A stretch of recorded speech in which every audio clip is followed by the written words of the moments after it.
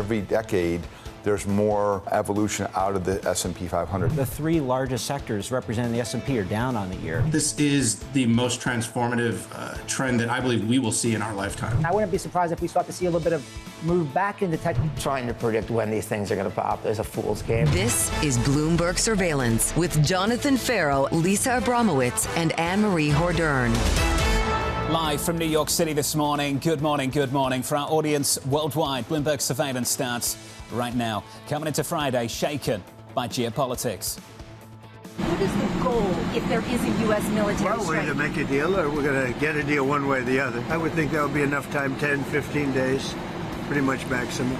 The high-pressure campaign on Iran keeping investors very much on edge. As some private credit firms are struggling to regain confidence, economists are looking for the latest read on the U.S. economy, the latest GDP data just around the corner. So today's, Jonathan, is really filled with data and deadlines when it comes to this administration. The president yesterday putting a time frame on when a deal needs to be done with Tehran or potentially a strike. He said 10 to 15 days, and he talked about either make a deal or, quote, really bad things will happen.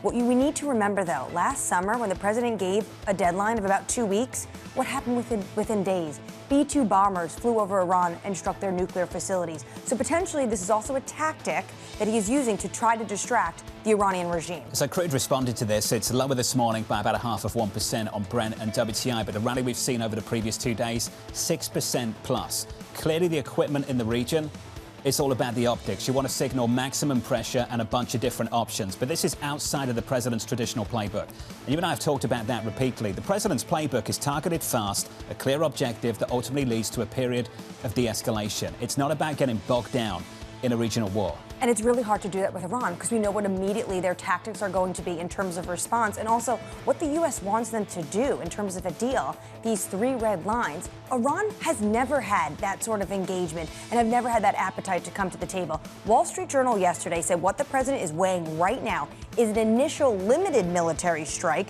to force his demands on this deal as a first step designed to pressure Iran.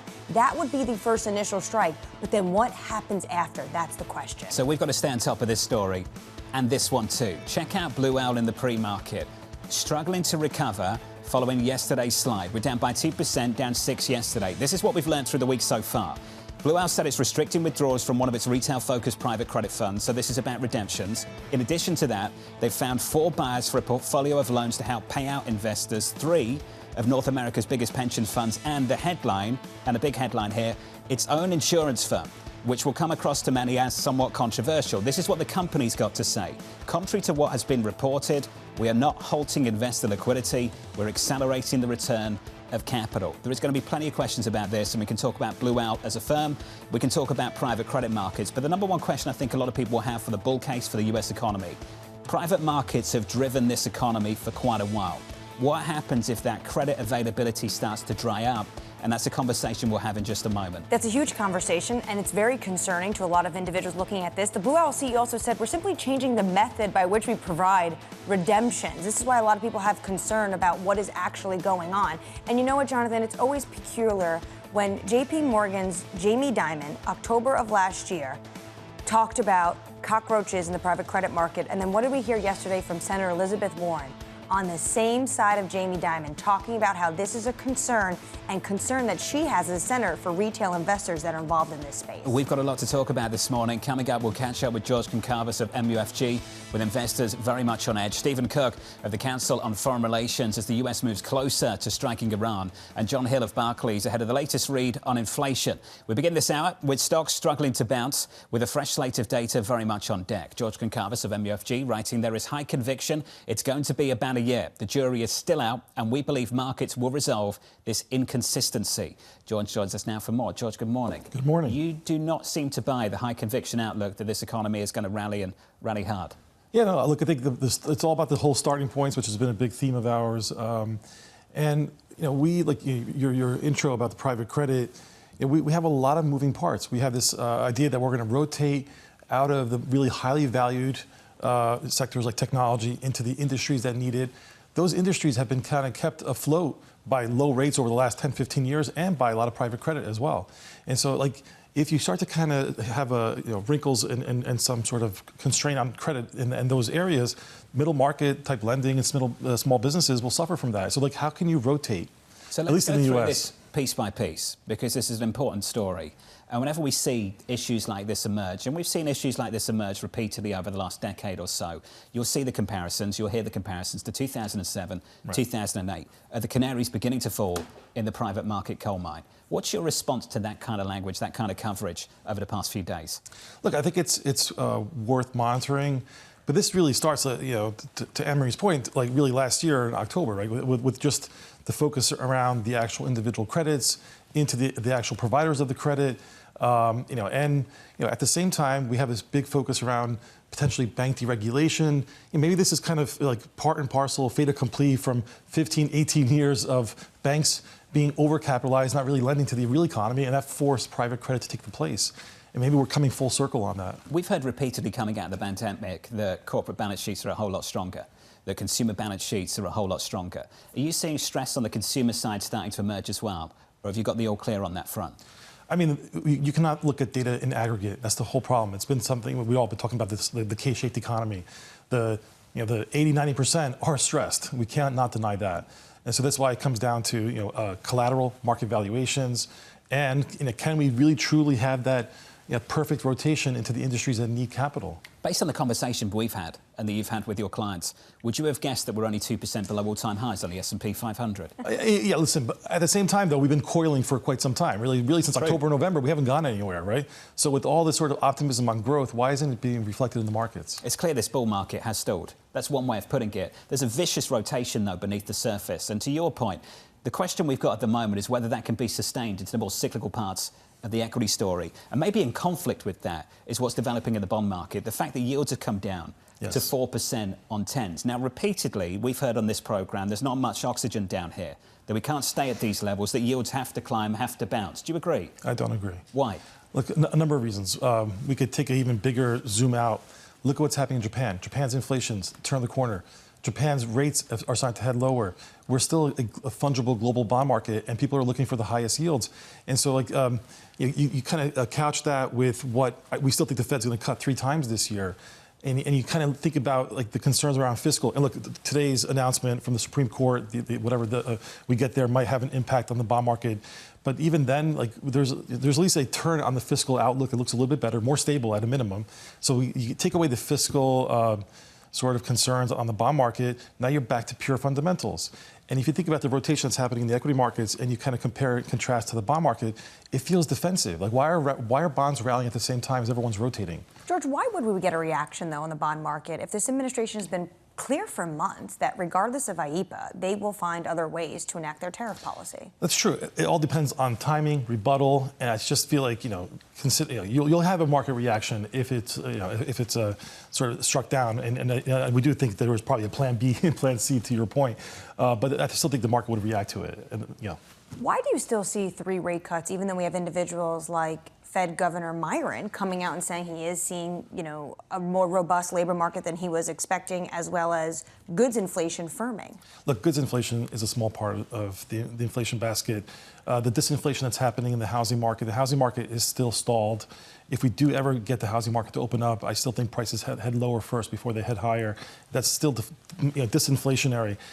The Fed has been scared by inflation for the last couple of years. In many ways, they've done a disservice. They should have cut rates and been done. They should have been done by now. Ultimately, they should have been done. Those 3 cuts that I've been kind of having in the back of my mind for quite some time, they should have been done, and then they would have a much more level playing field to figure out where to go to next. The minute saying that they're thinking about hiking, that was too premature. Well, let's get to the commitment to 2%. This is what they've got to say about things, that several participants cautioned that easing policy further in the context of elevated inflation could be misinterpreted as implying diminished policymaker commitment to the 2% inflation objective. Is that a misinterpretation or just reality? That they've been above target for 5 years and ultimately 60 months, yes, 5 years. The commitment to 2% has diminished. Isn't that the ultimate conclusion for most people? It is, but also it's all about the outlook of where you think you're going to end up landing, right? They cut when inflation was even higher, right? They started cutting when inflation was even higher. So this idea that now they're kind of getting skittish around what the landing looks like, I think it's too premature. You've heard what we've heard, and this is how it plays out in this programme. People come on and we'll say to them, are the Federal Reserve officials, as they stand, going to cut interest rates? And they'll turn around and say no. But I expect an interest rate cut later this year, or expect 2 or 3 interest rate cuts later this year. There is a belief that we've established a prolonged pause now on the FOMC until there's a change of leadership, and that once we get a change of leadership, the rate cuts begin again. Do you agree with that? That's very convenient. That's the problem. Everyone puts all their views in the second half of the year because it gives you time to kind of think about it. Like, our view is more nuanced in the sense that this Fed, any Fed, will do the right thing if the data turns. And look, the jobs data that we've had up until now, it's not that great. And just to kind of bank on one number doesn't make any sense, especially if there's a high chance of it being revised in the subsequent months. So if we get a series of weaker jobs data and inflation still heading in the right direction, I wouldn't put past Chair Powell cutting at his last meeting. George, you also had 4, though, originally priced in. And then a few weeks ago, you took it down to 3. Why? Yep. I mean, look, the Fed obviously is, not showing a sense of urgency to cut rates, and the window does kind of compress as you move forward in time. And I still think that there's going to be a reluctance to cut right ahead of the midterms. So you get into this kind of late you don't want to Q2. be political? Not about being political. It's just more about when is it going to matter most. Like, you have to start easing sooner, and then you kind of see the net benefits of it. Hey, George, it's good to see you. Thanks for dropping by. Lots to get through. George Goncalves there of MUFG this morning at the front end of the curve. Yields up by a single basis point, 347. Equities were positive on the S&P, then rolled over in the last 20 minutes or so. We're now just about unchanged on the session. With an update on stories worldwide, let's get your Bloomberg brief. Here it is with Yahara Arnab. Hey, Yahara. Hi, John. The United Kingdom recording its biggest budget surplus on record, revenue exceeding spending by over $40 billion in January, well above economic forecasts. The figures were boosted by a surge in inflows of capital gains tax and lower debt payments.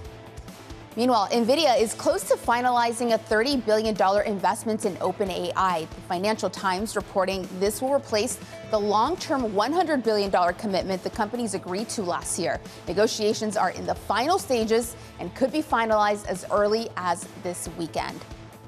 And a check on shares of Blue Owl. They are now falling 3% in the pre-market. The alternative investment firm saying it will restrict withdrawals from one of its retail-focused private credit funds. The company says the fund will instead return capital over time through loan repayments and asset sales, renewing questions about liquidity and private credit. That's your Bloomberg Brief. John. Yahara, thank you. Thanks for the update. More from Yahara later this hour. Up next on the program, a final warning to Iran. What is the goal if there is a U.S. military Well, we're going to make a deal, or we're going to get a deal one way or the other. 10, 15 days, pretty much maximum. Up next, we'll catch up with Stephen Cook of the Council on Foreign Relations. Live from New York City this morning. Good morning.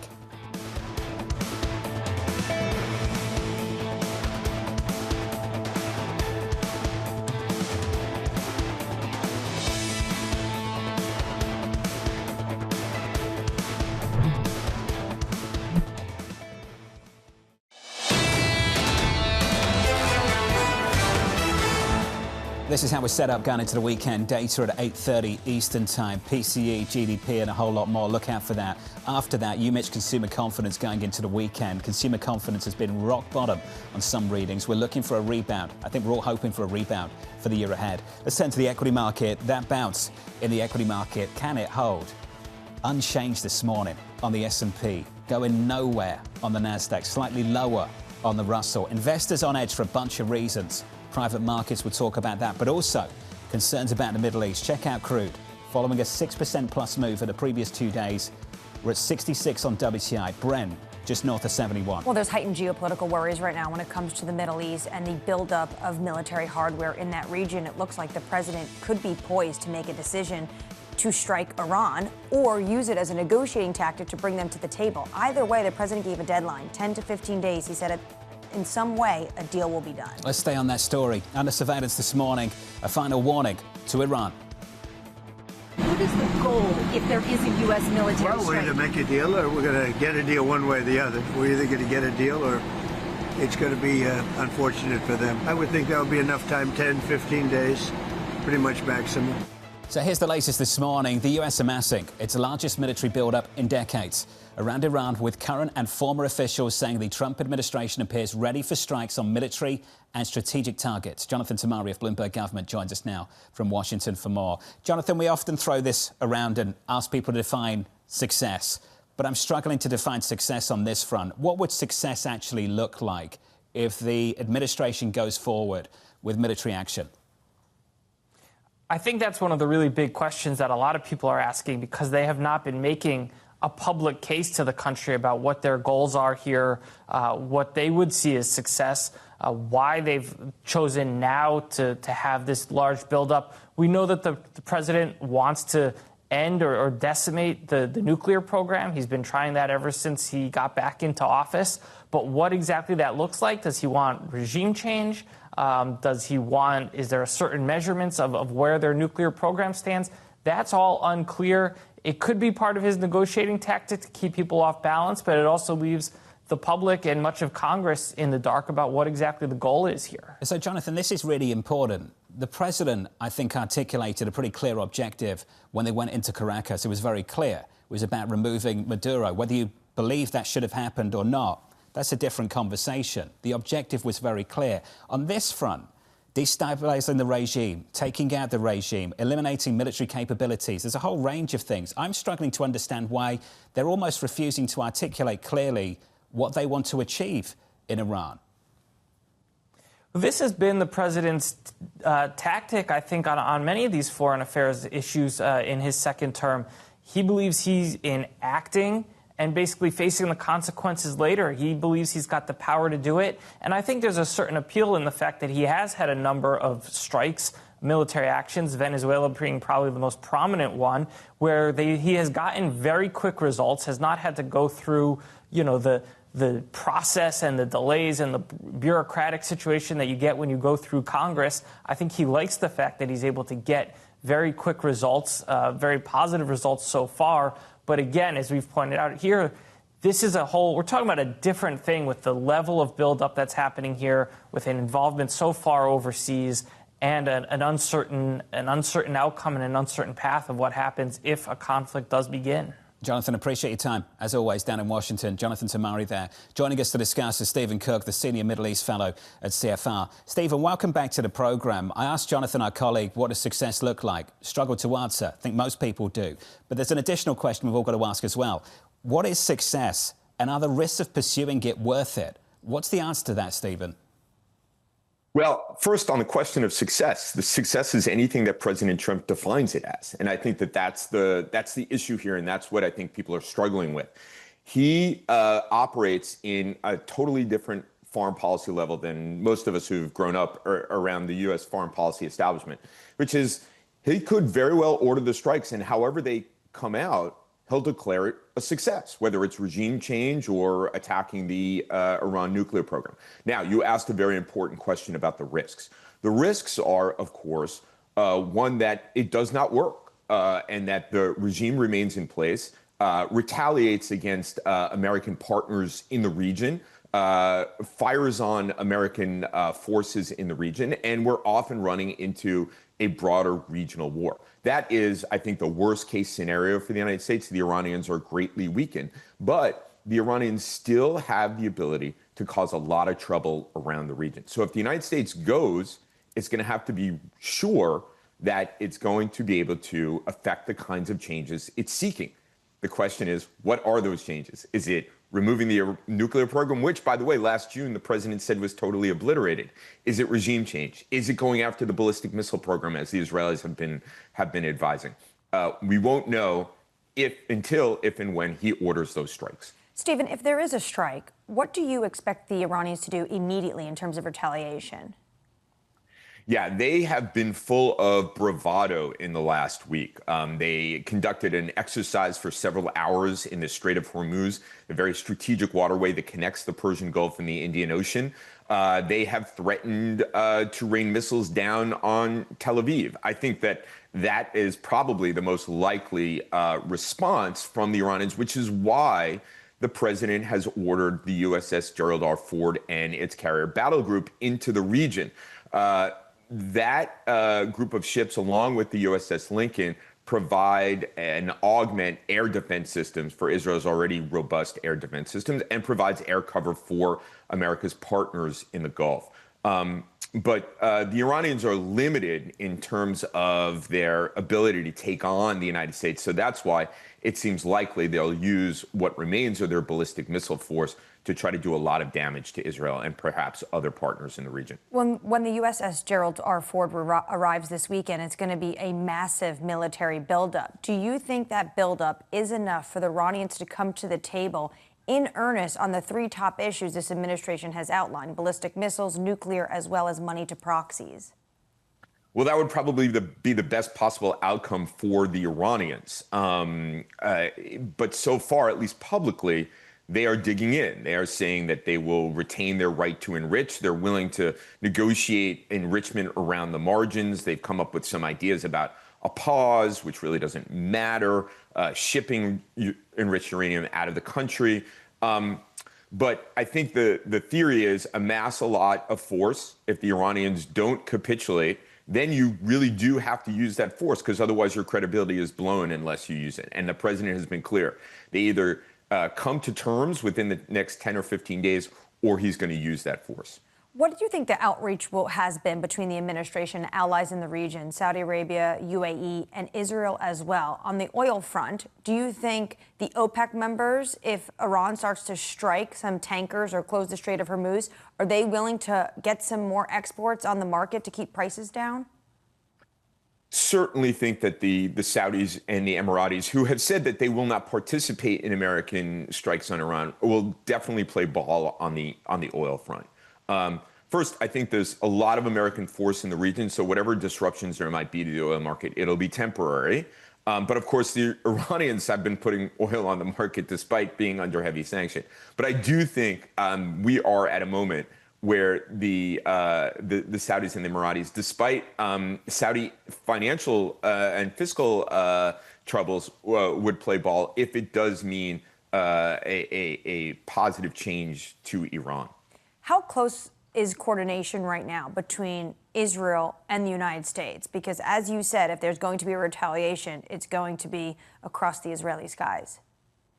Yeah, there is a very significant amount of coordination. There has always been a significant amount of coordination. And at these moments, the United States and Israel are working hand in hand. The Israelis have said that this is going to be an American operation, and they are going to be the wingman for the operation. There's also close coordination with other members of CENTCOM. If you look at where the United States is moving assets, it is throughout the region. So countries, although they are somewhat reluctant to publicly say that they support or will participate in this operation should it come to pass, are nevertheless keeping up with their responsibilities to CENTCOM and opening access to their bases and allowing the United States to operate from those bases. Hey, Stephen, always good to see you. Thanks for your insight. Great to see you. And sharing some of your experience as well. Stephen Cook there of the Council on Foreign Relations. This was the week where things got real for financial markets and crude started to respond, particularly over the past few days. One off the back of the Axios story a few days ago on Iran, which read as following. The Trump administration is closer to a major war in the Middle East than most Americans realise. It could begin very soon. And then this from the Journal in the last 24 hours, which gives you a better idea of what the first move could look like. The president is weighing an initial limited military strike on Iran to force it to meet his demands for a nuclear deal. So he might have that initial strike to try to force the Iranians to the table. And they say, the Wall Street Journal's reporting is that this target would be a few military or government sites.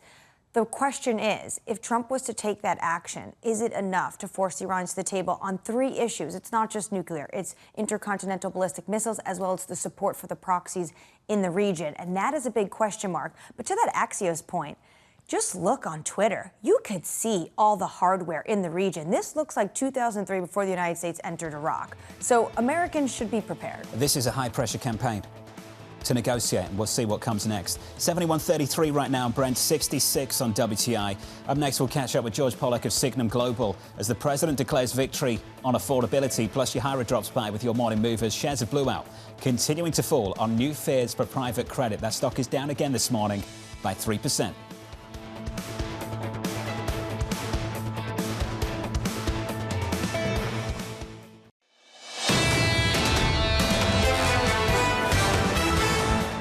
We snapped a three-day streak without losses on the S&P in yesterday's session. This morning, just about unchanged, no bounce on the S&P 500. On the Nasdaq, up by 0.1%. In the bond market on the week, yields drifting higher at the front end of the curve, together with the move in crude. We're up another basis point this morning, 347 on twos. And with that, encouraged by the hawkish Fed speaker the last week, this move on the US dollar, DXY, and the US dollar looking at its best week of the year so far, potentially up on the week.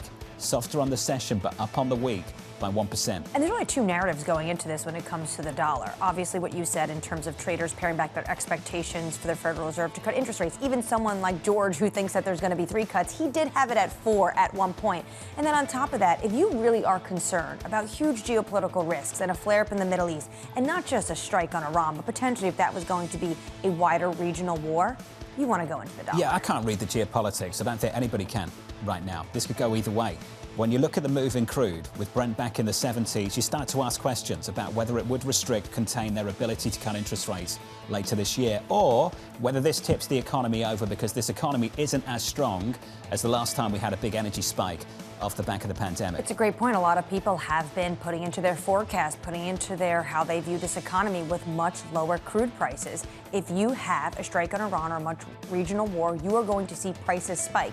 How sustained is that going to be? That's a key question. And also, as I asked Stephen Cook there, are there going to be other countries that can quickly tap their production and get more barrels onto the market? Brent right now 71.39, WTI 66.13. As we count you down to the opening bell about 3 hours away, let's get you some single names, some morning movers. Yahara has more. Hey, Yahara. Hi, John. Blue Owl heading for another day of losses. Shares are down 3.3% in the pre-market after the alternative investment firm restricted withdrawals on one of its retail-focused private credit funds. Now, investors in that vehicle won't be able to redeem shares as usual. So this is becoming a bigger issue for a sector that was already caught up in the software sell-off due to exposure to that in their books. Plus, also we had the cockroach moment last year in October with Tricolor Holdings. So this just adding fresh questions about liquidity in private markets. Meanwhile, we have Alphabet leading the Mag 7 this morning, up 1.5%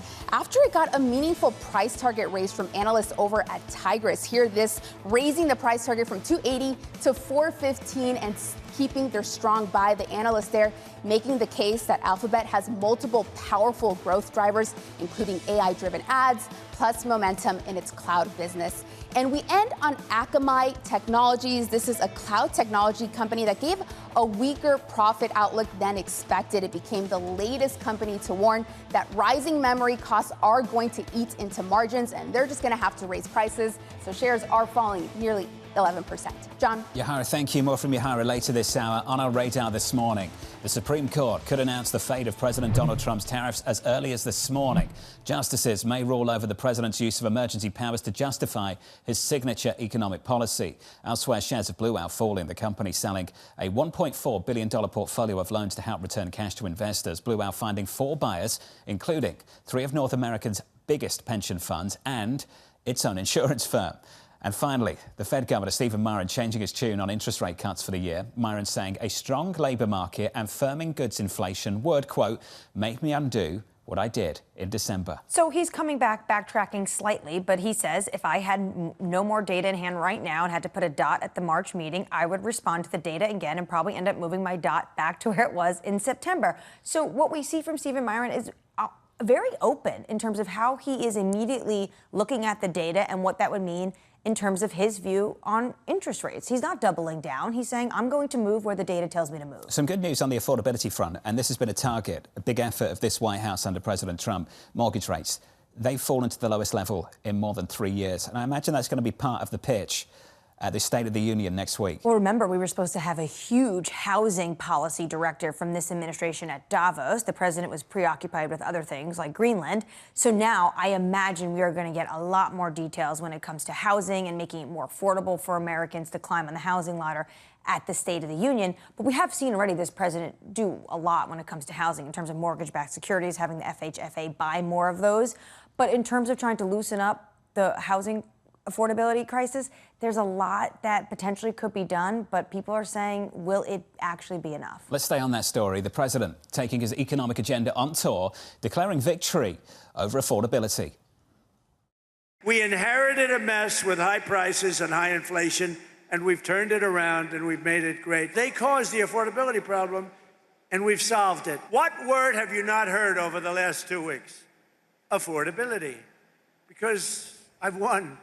I've won affordability. This as cost of living concerns are set to take centre stage at the State of the Union address next week. Joining us now to discuss is George Pollack of Signum. George, welcome to the programme. You heard the President's own words. I'll repeat them. They caused the affordability problem and we've solved it. Does the public agree? No, unfortunately, while the president is you got to respect the president for trying to frame his message and frame his idea as we enter the midterms, the public does not agree with him, especially if you look at the voting approval rating with young voters, Hispanics, Black and African and Asian American voters. They're all on a serious decline and they're not recovering, and they feel that their economy is leaving them behind. George, as you know, the president is right to point out this is a problem that he inherited, a problem, though, that he now has to own. And they have made an effort on things like housing, and we discussed that mortgage rates have fallen to their lowest level in more than 3 years. There is some runway here into the midterms. How much more do they need to do, and what options, what tools, what levers can they pull? Well, look, I think Congress on housing is going to probably pass housing reform legislation this year, and they're probably going to include some kind of provision to ban institutional investors from buying single-family homes. It will not be at the bar of 100 that the administration is currently proposing, but on the optics, at least, it could be seen that the administration is taking on Wall Street and taking on those who are supposedly making housing unaffordable for those looking for single-family homes. On energy, the issue is the administration has to lean into its ideas, how they're rebuilding America's energy infrastructure and just doing what they say, drill, baby, drill, and how that, in the long run, will pay off for American voters. George, when it comes to the institutional buyers, though, that's less than 2% of the market. Could it actually move things? No, that's the reality. It's not going to move things. And I think everyone who follows housing understands that where the issue is more on supply side than it is addressing institutional investors. But if you look at the polling on institutional investors, I think close to 50% of Americans blame institutional investors for higher costs. And it creates a good picture for the president of taking on some elements of Wall Street, which going into a populist midterm is probably a beneficial political position to take. What else could the White House do without relying on Congress when it comes to housing? We have seen them direct the FHFA to buy more of mortgage-backed securities. What other levers do they have to pull?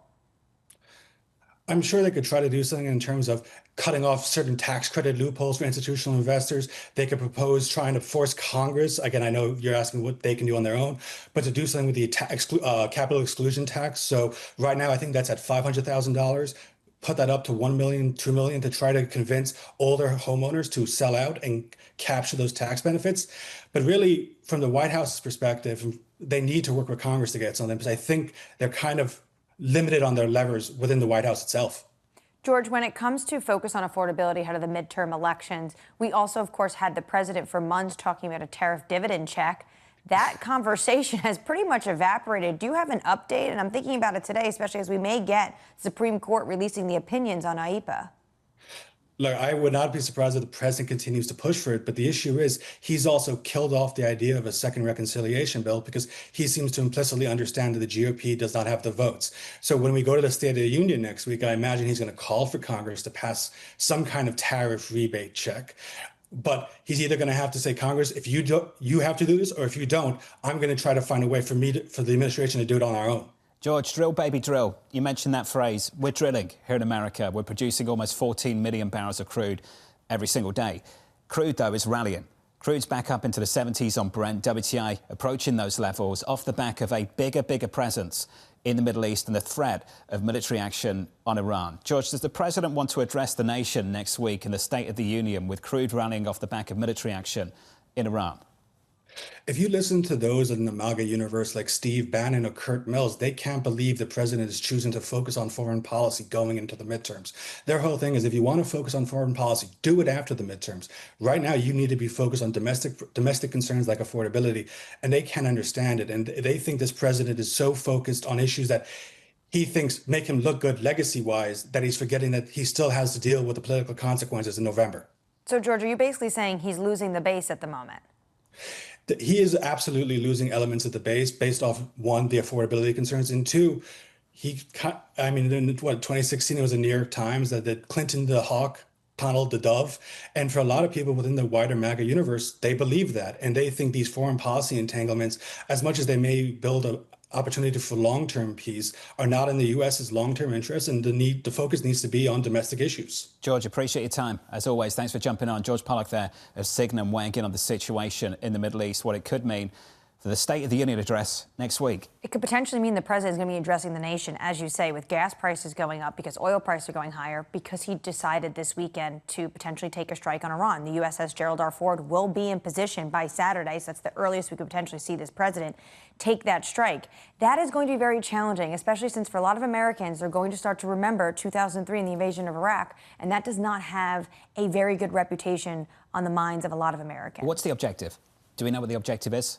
Well, I think the objective, according to the Wall Street Journal, of initial strike is to get the Iranians actually to the table and negotiate on. But there's three top issues. And to think that Iran and this regime, that they view this as existential, is going to negotiate on all three, I think is very naive. It's not just nuclear. It's also their intercontinental ballistic missiles, as well as the money to proxies. Does anyone actually think Tehran is not going to be giving money to these proxies in the region when this regime views this as existential?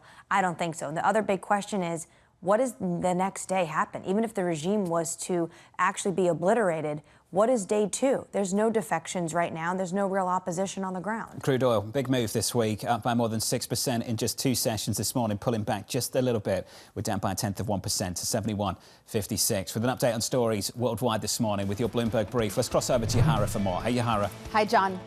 President Donald Trump says his Board of Peace has received roughly $17 billion in pledges toward humanitarian and reconstruction efforts in Gaza. The president also says more than half a dozen countries have promised personnel for a stabilization force in the war-torn territory.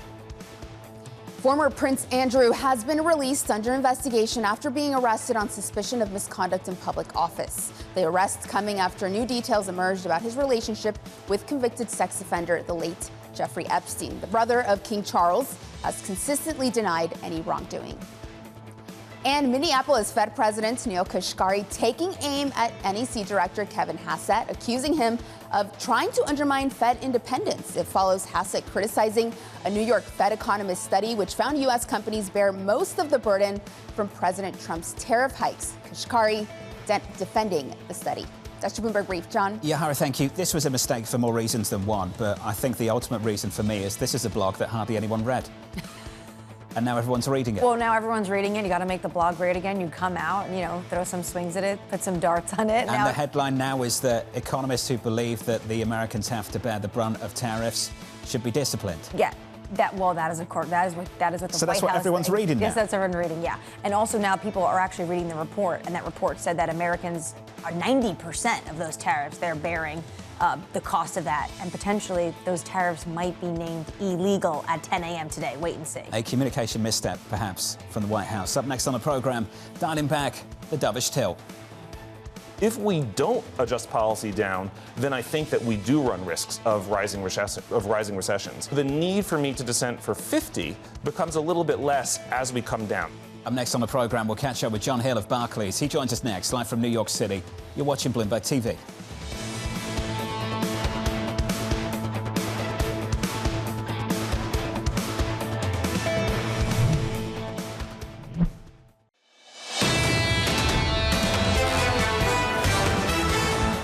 Stocks are going nowhere this morning, just about unchanged on the S&P 500. Similar story on the Nasdaq. On the S&P, still within 2% of all-time highs, around those kind of levels at the moment. This came from Bespoke. Fantastic stat from them. The S&P has seen its tightest trading range to start a year since 1966. The difference between the S&P's high and low close this year has been just 2.67% at the time of writing at some point yesterday. That stat's amazing. For all the pain, all the massive rotations, we're around 2% away from all-time highs, and the trading range has been incredibly tight for 2026 so far. Just ridiculous. The noise elsewhere and the calm at the index level. Let's turn to some of the noise. An important story blew out in the pre-market, shaping up as follows. Trading softer yesterday, down again this morning by 4.5%. So here's the latest. They've found 4 buyers for a portfolio of loans to help pay out investors. 3 of North America's biggest pension funds and its own insurance firm. And there's 2 different ways to talk about this. One, there are some really deep pools of capital that will step in and everything's going to be okay. This can be contained. That speaks to the 3 biggest pension funds in this country for North America. Or there's a deck chair story and you had to turn to your own insurance company to try and get some funds. And you have to think, is this the first of potentially more cockroaches to come to pass? This is what Jamie Dimon talked about in October. This is what Senator Elizabeth Warren is talking about on Twitter, saying the administration needs to be careful in terms of she thinks that they're encouraging Americans to put more in their 401ks and retail investors invest more in private equity. Right now, is this going to really hurt investor confidence in this space? Blue Owl down by more than 4% in the pre-market. We'll keep tracking that story throughout this morning. Under surveillance this morning, dialing back the dovish till. If we don't adjust policy down, then I think that we do run risks of rising recessions. So I think it's important that we keep on adjusting our policy rate down. But at the moment, it's not my base case, in part because I think that we ultimately will end up continuing to adjust interest rates down. The need for me to dissent for 50 becomes a little bit less as we come down. So here's the latest this morning. The Fed Governor, Stephen Murrin, moderating his stance on policy after recent labour market and inflation data. The next read on inflation due in just under 2 hours' time. Joining us now is Jon Hill, the head of US inflation market strategy at Barclays. Jon, welcome to the programme. Thank you for having me. Before we get into the data a little bit later this morning at 8:30 Eastern Time, I want to lean on your most recent report. Reducing inflation surprises. What are you tracking at the moment that enables all of us to do that? So the observation I was trying to make is, say, going into the CPI last Friday, we were getting a ton of questions from clients about diverging signals in the alternative data. So specifically, like the Adobe Digital Price Index, super strong, upside risk, right? Something like Trueflation, very, very weak, downside risk. We saw a disappointing result. And I think the observation to make is that you're not really forecasting the future with these prints. You're trying to figure out what happened last month. And as we get more and more better high-frequency data, we're not really going to be able to nowcast. It's more like the past is going to be increasingly certain. And it's especially going to be increasingly certain for things in the inflation data that use, say, digital prices. That's easy to scrape online. That's easy to aggregate. And you can be like, oh, we kind of know what it was in January already. Like a great example of this, there's a widely followed feed on Bloomberg, daily retail gas prices. You take the month average of that, do the month-over-month change, you can pretty much know what motor fuels is going to do in CPI. And kind of my observation and hypothesis going forward is that's going to be more and more and more of the category. And it's especially relevant for today. We have core PCE coming up in 2 hours or so. Yep. We already know the vast majority of inputs to PCE because it comes from CPI and it comes from PPI, and we know that data. So while it's new data, it's also kind of realized at the subcomponent level. And so, for example, when we map all the individual components, we actually think core PCE is coming at a decent 0.4% above what is listed as the Bloomberg consensus. Does it make it less of a market event as more and more people basically figure this out? Or is there some forward-looking components in this data that it's worth paying attention to? Yeah, there absolutely will be forward-looking components, and that's because the way that these indices are built, not all of it is just scraped online, right? Some of it's modeled. A lot of people focus on OER as a thing. But the observation also is that, the market's just going to reprice earlier and earlier. So it's not that the market moved to PCE at 8:30 today.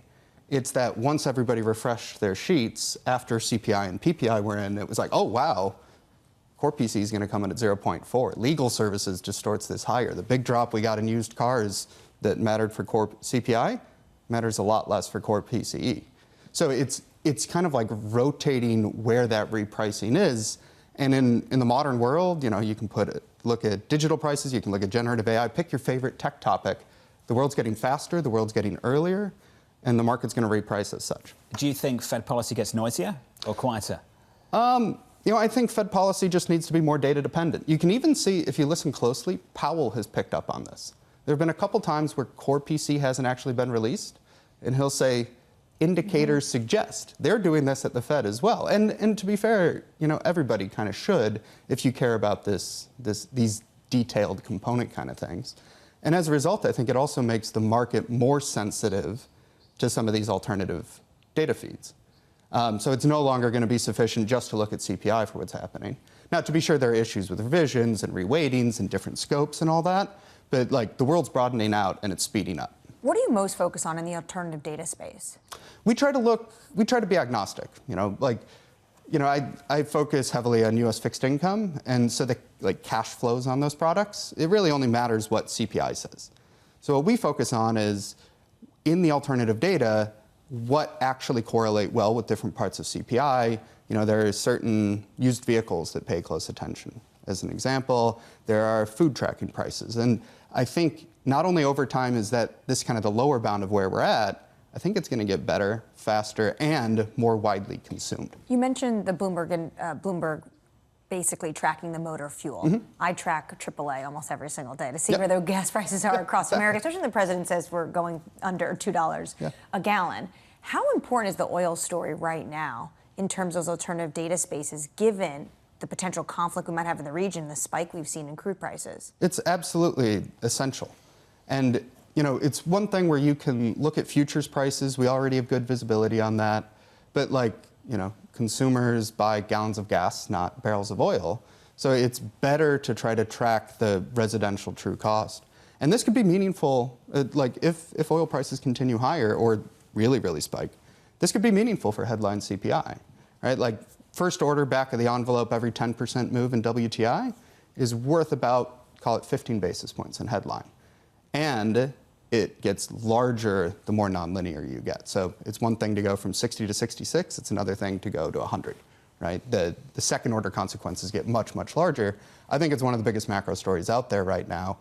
But, I wouldn't say I'm a geopolitical expert trying to navigate this. Sure, but we can talk about sort of the different kind of scenarios here. A lot of people were asking me earlier on this morning before we came on, if this is different to where we are coming out of the pandemic, where we saw the spike, particularly when Russia invaded Ukraine, is the economy in a different place? And the kind of impact it would have on the US economy has changed. How are you thinking about the different moments? So one thing that was more inflationary post-COVID, if you think about, take a big step back, we had a sudden rapid surge in labor demand in the economy. We didn't have enough labor supply to keep up with that.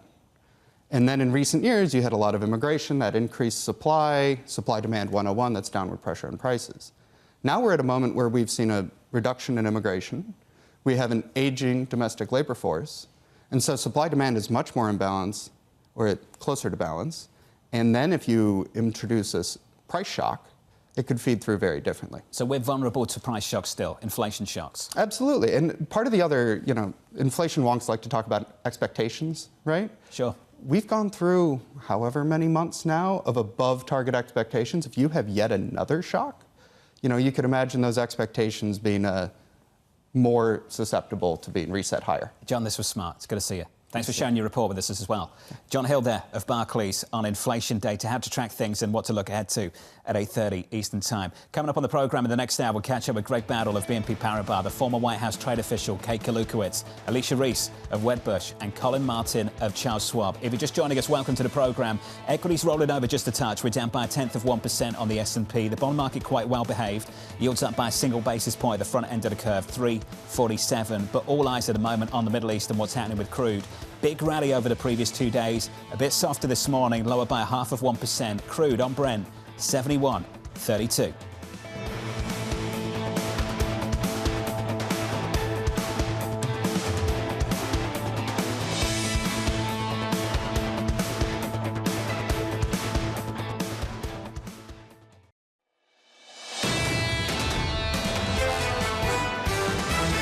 I'm a little bit skeptical of the sentiment data here. It's very difficult to get a clear read, on anything. The data so far don't justify having lower Fed funds rates. There is an intellectual basis for a cut. In a healthier productivity environment, stronger potential GDP, you don't need lower rates. This is Bloomberg Surveillance with Jonathan Ferro, Lisa Abramowicz, and Annmarie Hordern.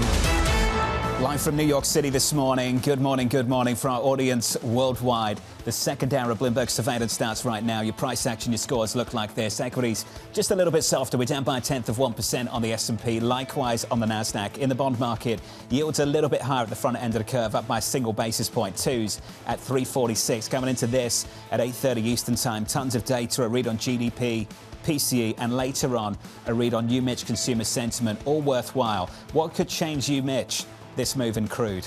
A 6% plus rally in the previous 2 days. Bit lower this morning, down by 0.6% at 71.25. But that's the main event at the moment. All eyes on Iran and what happens next. Absolutely. And Wall Street Journal is talking about potentially the president is weighing an initial limited military strike on Tehran to try to get them, to control them, to go to the table, to really go after these 3 red lines he pointed out in terms of ballistic missiles, nuclear deal, and money to proxies. The issue, of course, for financial markets is if we see a huge spike in crude, what does that actually mean for the real economy as this administration is focused on affordability? And seen. Just picture the State of the Union next week, the president addressing Congress and Supreme Court justices as well, at a time when maybe, and I stress maybe, they might be striking down his signature economic policy later on this morning. Plus, you add in a massive move in crude because you've just decided to initiate strikes against Iran. Is that the position, the seat you want to sit in next week? Well, definitely that speech is not written yet because they potentially are going to have to edit it depending on events that come at 10 a.m. when the Supreme Court has an opinion day. Now, we've been here before. I always am refreshing the SCOTUS blog on opinion day for the past 2 months at 10 a.m. We have not gotten them yet on EPA, but today potentially they will decide on EPA. And then this weekend, everyone is talking about, there is reporting in the Telegraph that as soon as this weekend is when the president could decide to make that initial strike decision because the USS Gerald R. Ford will be in position.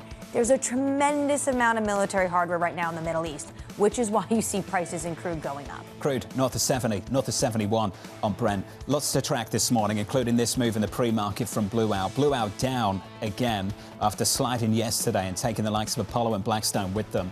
Blue Owl down this morning by more than 5%. The latest from that firm is that they found 4 buyers for a portfolio of loans to help pay out investors. Of those 4 buyers, 3 were North America's biggest pension funds, and 1 was its own insurance firm.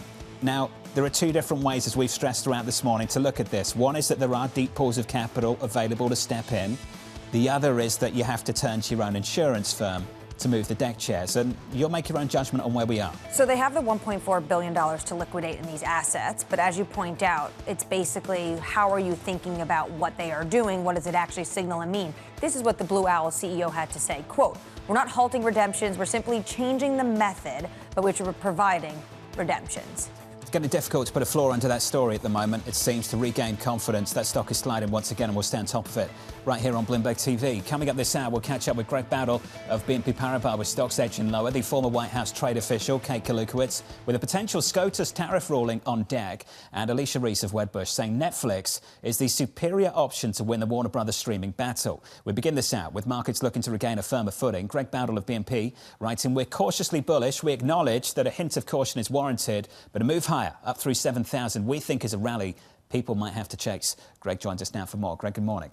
Good morning. Have you ever seen such a stressful 2% decline from all-time highs on the S&P? It is such a peculiar market. It's not just the narrowness of the decline, it's the range you alluded to earlier on the show, the range that we have traded on an index level. So tight.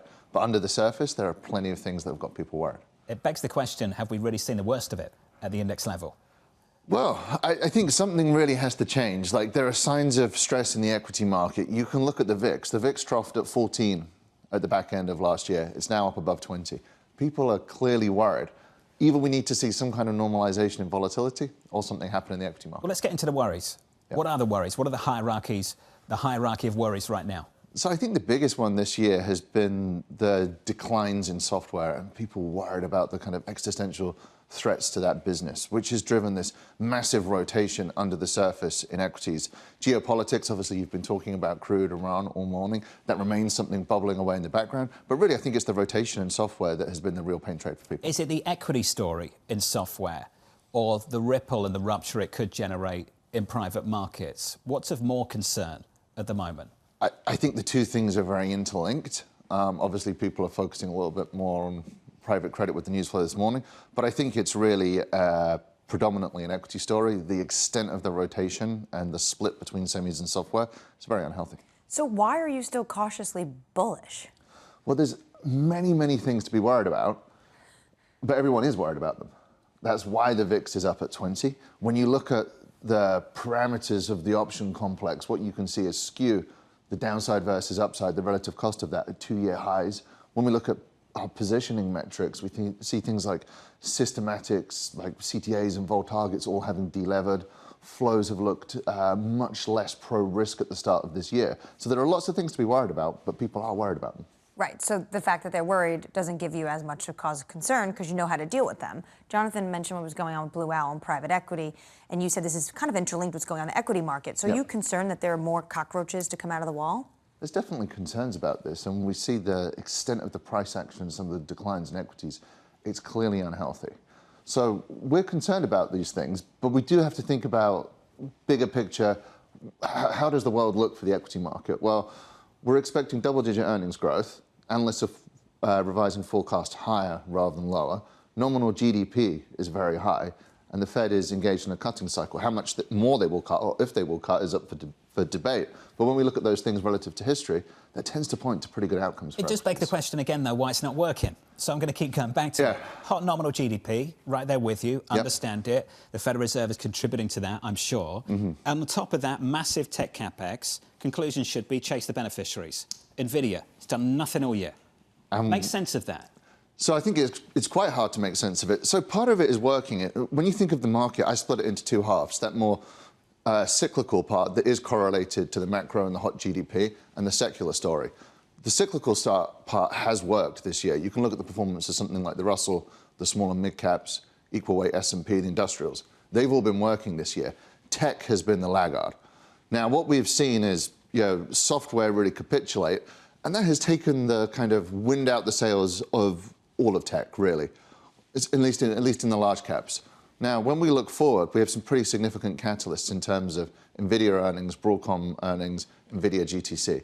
So I think these events are going to be really key for, obviously, tech and, therefore, the broader market. Is it an either-or at the moment, cyclical or secular, or do you want fingers in both pies? No, that's not my view. My view is that you can barbell exposure, and you can go to both of those extremes. So you can pick some of the secular winners within the AI tech story, and I think you can go down the other end of the barbell exposure, which is the small and mid caps, things like Russell, which are exposed to that running it hot theme, and have a little bit of exposure to both. From a sector perspective within the cyclical bucket, where do you want to be and what do you want to avoid? I think the CapEx story has been a very strong one. You spoke about that just now. We've seen some of these huge CapEx numbers, which are a double-edged sword because obviously people have to pay for those. But some of the CapEx beneficiaries, we have an industrials basket that's tilted towards the CapEx beneficiaries. That's done very well at the start of this year. I think it's that part of the market that continues on the cyclical side to perform well. Notable that you didn't talk about financials. Yes. Or the banks. Why not? Yeah. So the banks is a challenging sector. When you look at it, it's quite bifurcated. Some of the large banks have been trading on pretty high multiples for a while, and we've seen the value sector, the value factor perform well at the start of this year. So valuations are compressing, higher valued stocks struggling. And then as you go further down the market cap spectrum, you are exposed to more risks, and if you are worried about things like private credit, it's not an obvious place to hide. But at the same time, this is an administration that's taking deregulation, especially when it comes to the financials, very seriously. Does that not get you excited? It doesn't necessarily get me excited. I think it's also a course of uncertainty. What is actually going to happen with the financials? What policies are we going to see heading into midterms to help housing or the consumer or affordability? It's very unclear. So I think it's something that could be a benefit to those parts of the market. There's a lot of uncertainty. As you are cautiously bullish, are you looking at policies in Washington and potentially this administration wanting to keep it, run it hot and loose in terms of where you want to place money? I think there's a huge amount of uncertainty around politics and where policy is going. So I think it's probably better to think about, which parts of the economy do we think are running hot and apply exposure proportionally to that rather than try and chase policy. Can we finish with some scenario analysis? Yeah. Not your base case, I'm sure, but I just want to play around with the story a little bit. What would happen to your calls if crude did go to 80, north of 80, off the back of a military confrontation in the Middle East? Would that change much for you? Yeah, I think in the short term, that'd be pretty painful for markets. The cyclical parts of the economy that have benefited from this running it hot narrative are not going to like a massive spike in crude. So I think that could temporarily drive a risk-off move. I think one of the things we've seen, whether it's policy or geopolitics, is that you have to be very careful thinking the first move is going to last. We've been in an environment where things have reverted very, very quickly. So if you get a spike in crude and that hurts equity markets, do you think that is going to be sustained, or is that going to be an opportunity to buy the dip? My personal view is I think it's an opportunity to buy the dip. Greg, it's good to see you. Thanks for dropping by. Thank you. Greg Boutle there of BNP Paribas. Not getting that spike this morning on crude. You have seen it over the previous 2 days. WTI at 66, Brent at 71 this morning, pulling back by about 1/3%. Let's give you an update on stories elsewhere this morning with your Bloomberg brief. Let's cross back over to Yahara for more. Hey, Yahara. Hi, John. We're seeing shares of Blue Owl falling 4.6% in the pre-market. Here's the latest. The private credit giant selling a $1.4 billion portfolio of loans to help return cash to investors. Blue Owl finding 4 buyers, including 3 of North America's biggest pension funds and its own insurance firm. That's according to people familiar. This coming after it said yesterday it would begin limiting withdrawals to clients in one of its retail-focused funds. The hits keep coming. Meanwhile, ECB President Christine Lagarde saying her, quote, base case is to finish out her term in a Wall Street Journal interview. This after reports saying the central bank president would leave her post before the end of her term to allow French President Emmanuel Macron to play a role in replacing her ahead of elections. And oil is trading near a 6-month high on concerns the U.S. is moving closer to war with Iran. The U.S. is continuing its military buildup in the Middle East as President Trump says Iran has days to agree to a deal over its nuclear program. The U.S. now has more forces in the Middle East than any point since the Iraq War. That's your Bloomberg Brief. John. Yahara, thank you. Thanks for the update. More from Yahara later this hour. This from Peter Cheer of Academy. Of course, that firm filled with military experience and generals. While a diplomatic solution is the goal, it appears increasingly unlikely as the two sides are too far apart. Because I think a lot of people realize that in terms of what the United States wants to see out of Iran, this regime is not ready to play ball on all 3 of those issues. And when you have this type of military hardware in the region, what do you think the next step is going to be? Big issue. Major issue going into the weekend. Up next on the programme, here's another one. Bracing for a ruling. You have the Supreme Court now going to rule on whether or not we can use tariffs. Can you believe this? We have a big decision. Hopefully we're going to get the right decision. And to think I have to be in the United States Supreme Court for many, many months waiting for a decision on tariffs. That's up next. The former White House trade advisor, Kate Kalutkiewicz, joins us for more. Live from New York City this morning. Good morning.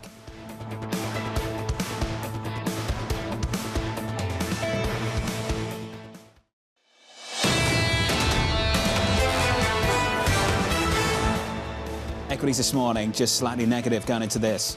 8:30 Eastern Time, core PCE. Another read on the U.S. economy later.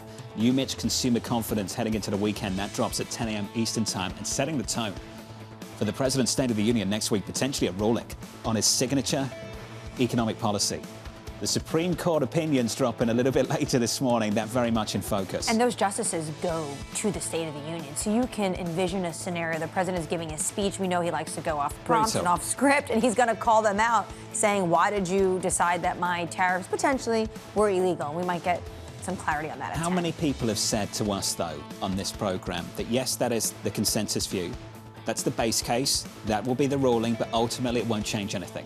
Well, it won't change anything because even if they can't use IEEPA to enact their tariff policy, there are other avenues this administration can use via USTR and via the Commerce Department to get that tariff rate per countries they want. Also, potentially, we can get a split decision.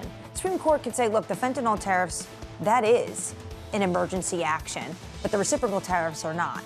And also, you've made this point. Are they just too big to fail? Yeah. And potentially the Supreme Court says, look, we're going to let them stay until you come back with a legal justification for them. Lots of different scenarios. So we've been here before, a few times already this year. I stress potentially getting a ruling later on this morning. Under surveillance this morning, bracing for that ruling. You have the Supreme Court now going to rule on whether or not we can use tariffs. Can you believe this? We're getting rich because of tariffs, by the way. We have a very, very big case in the Supreme Court. If we don't win that case, our country is going to suffer so greatly. I don't know what the Supreme Court's going to do. We have a big decision. Hopefully we're going to get the right decision. And to think I have to be in the United States Supreme Court for many, many months waiting for a decision on tariffs. So here's the latest this morning. President Trump's trade agenda hanging in the balance. A possible Supreme Court decision could be coming later on this morning. Bloomberg's Tyler Kendall has more for us now this morning. Tyler, welcome to the programme. Is today the day? Well, John, at this point, there's no way of knowing, though some court watchers have pointed to the fact that the justices did decide to hear this case on an unusually aggressive schedule, which could suggest that they may want to get an opinion out sooner rather than later, because, of course, we know there is just so much at stake here, including the ongoing trade negotiations that the U.S. is trying to pursue. Look at how in the last 24 hours we just saw this trade deal inked with Indonesia, and we're getting some headlines that potentially there could be a deal on the table when it comes to India. Their trade minister saying that we could see an agreement signed as soon as next month. But it's definitely been looming over all of these trade negotiations and agreements, and potentially even setting up a complicated legal fight if the court does rule against the Trump administration. They could potentially be on the hook for some tariff revenue refunds, and we know that so far the government has taken in about $133 billion worth of revenue from the IEEPA tariffs alone. We have to keep in mind there are those two questions before the Supreme Court today. One, does President Trump have the authority to invoke IEEPA to impose tariffs? And the second is what Annmarie was just talking about there. If he does have that authority to invoke IEEPA, did he do so correctly? Did those national emergencies that he declared meet that legal standard required under the law? Of course, those two instances were fentanyl and then those persistent trade imbalances. But John, you're right. We keep hearing this over and over again, that the Trump administration has these other federal authorities, those other tools in their toolkit. We're expecting them to likely double down on those Section 232 investigations and tariffs related to national security concerns if this goes against them. Tyler Kendall with the latest. Tyler, thank you. Appreciate the update. Tyler Kendall there, here in New York for the next 24 hours or so. The president hasn't helped the agenda with recent comments over the past few days when he suggested that he ramped up tariffs on the Swiss because he didn't like the attitude of the person who called him. Yes, he did. Him and the then Swiss president, now it's a difference, it's Guy Parmelin, but then the former Swiss president, Karen Sutter, they did not have a very good phone call. It got very acrimonious, I've been told, on that call. And the president actually told people, like, this is why I decided I'm going to hold off on the deal for a bit, much to really, it was very difficult for the Swiss in terms of the waiting period for that. Yeah, I'm not sure that helped him. Kate Kalutkiewicz with this to say, the former White House trade official writing, in a loss scenario, President Trump's focus will likely shift to generating wins in existing agreements through stakeholder engagement and sector-specific investigations. Kate joins us now for more. Kate, welcome to the show. We've been through this issue so many times because we've been waiting for this ruling. It's interesting just how many people expect the same ruling but don't think it will change anything. What kind of precedent would it set for how we put together and form trade policy in the nation's capital? We are in a time, I think, that has no precedent. We are setting precedent right now. And that, as you described, it comes down to one man and maybe sometimes whether he likes the person across the table from him. So, you know, I'm not sure this is precedential at all. But I do agree with Annmarie. I do agree with others who have said, loss or not, this president is clear about his intentions, and I think he is going to achieve them one way or another. You know, the irony, of course, is that if the Supreme Court throws out the IEEPA tariffs or in some way changes the president's ability to use them, you know, this is just going to introduce a whole new range of chaos into the trading market and for companies trying to figure out what to do. We'll have a range of new tariffs they have to deal with. Kate, what do you think is the base case today at 10 a.m.? What do you think, if the Supreme Court does decide to take up the ruling on IEEPA today, what do you expect them to say? That's the million-dollar question, and I think we don't exactly know. As you were saying, there are a range of outcomes here. The president has used this authority to implement tariffs in a range of different ways. In some cases, he's very clearly articulated what he believes to be an emergency, whether it's the drug crisis in Mexico or problems in China. But, you know, he also used this authority to say we have trade deficits. That's the emergency. So I suspect the Supreme Court is thinking about all of these different actions and I guess potentially could make, you know, a split decision that some are okay and some need to be removed. Whether it's Jamieson Greer or Peter Navarro or Howard Lutnick, this administration has made it very clear there is a plan B. What do you think the plan B will be if IEEPA is struck down? Well, they have all made basically the same point, is the Congress has given the president authority over many years to mess around with tariffs, if we want to put it that way, bluntly. IEEPA is one way, of course, but we see these other actions. 232, of course, is the one that the president has used on sectors. We've seen it in steel, aluminum, cars, a range of others under investigation. He has the 301 authority, which is the baseline for the China tariffs. Even beyond that, there are other authorities that he hasn't touched yet. So I suspect Plan B is a range of these different policy actions. And I suspect, frankly, we've had months now to draw these up. They will move quickly and decisively if the Supreme Court strikes down some of these IEEPA tariffs. What's the message going to be to U.S. partners and some of these other trading partners that came to an agreement with the administration? Are they going to want to formally enter new talks? This is probably the biggest question for me because, credit where it's due. The administration has negotiated nearly 20 agreements, I think, really securing wins for U.S. companies in key markets like, India, Indonesia, we heard yesterday, Argentina, Europe, Japan, Korea. These are significant wins for U.S. companies. But, absent the IEEPA threat on the other side, it is hard to imagine that all of these trading partners will remain committed to the deals that they struck with the Trump administration. But let's remember as well, these other tariffs, the 232 tariffs on autos and steel and aluminum and pharmaceuticals and semiconductors, they are components of several of these trade agreements, notably with Japan and Korea and Taiwan and Europe. So I suspect those trading partners, those governments are going to commit and stay in those arrangements. Kate, we've been talking to you about trade now for a number of years. I was surprised, many others were too, about the posture the United States established with a country like Canada and the unintended consequence of that pursuit. We saw it in the trade data yesterday. Exports to Canada are just plunging, dropping off a cliff. The Canadians are just not engaging with the US economy in the same way, and we see that in the travel data from Canada into the United States. Kate, what's the approach going to be later this year when the Canadian Prime Minister is looking the other way and starting to turn to China? Well, I think that the Canadian Prime Minister is trying very hard to show that he has other options on the table. But the reality is the Canadian economy is intertwined with the United States. 75% of their exports at least come to the US, and it will take time to diversify. So I suspect there is a challenge for Canada. They have to weigh the political and economic consequences of engaging with the United States.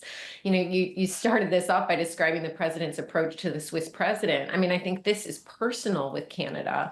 And we have some momentous things coming forward, not least of all, whether we renew or stay in the U.S.-Mexico-Canada agreement.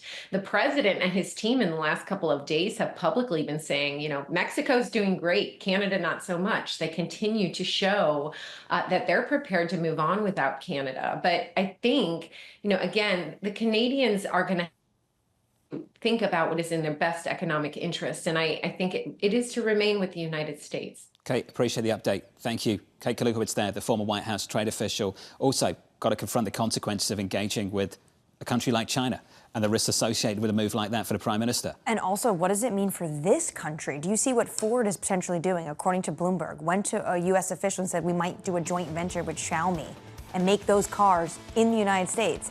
So is it very crystal clear what this administration's posture is towards Beijing? Not the sure. economy in Canada will take a hit. If you're running GDP really hot in America and you're not getting a slice of that up in Canada, you're going to feel that. You're going to feel that for sure. Coming up on the programme, Alicia Reese of Wedbush saying Netflix's offer is superior to Paramount's in the bidding war for Warner Brothers.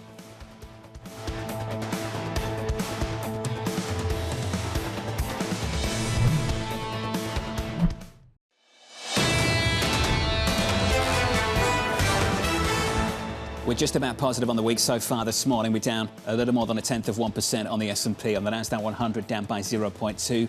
Underperformance on the Russell, we're down by a third. In the bond market, at the front end of the curve is where the action has been. Yields drifting higher through the week, encouraged by some hawkish Fed speak and a move in crude that we need to talk about. 346.34 on Tuesday this morning. This is the move in crude. On the session, we're lower. On the week, we're higher by 5%. Much of that move over the previous 2 days. On the year to date, up by 17% on Brent, taking us back through 71.34 is where we trade this morning. Geopolitical risk premium, you see it bleeding out into prices this morning, higher crude prices. And this is, of course, as the United States is amassing massive military hardware in the region.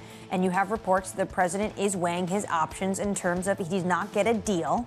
as he talked about, 10 to 15 days is the timeline, then there will be consequences. And the Wall Street Journal is talking about potentially an initial strike to cajole the Iranians to the negotiating table. Will we see some action imminently over the weekend going into the State of the Union next week? We'll see. Crude softer so far this morning, but much higher on the year so far. As we count you down to the opening bell, 2 hours to go.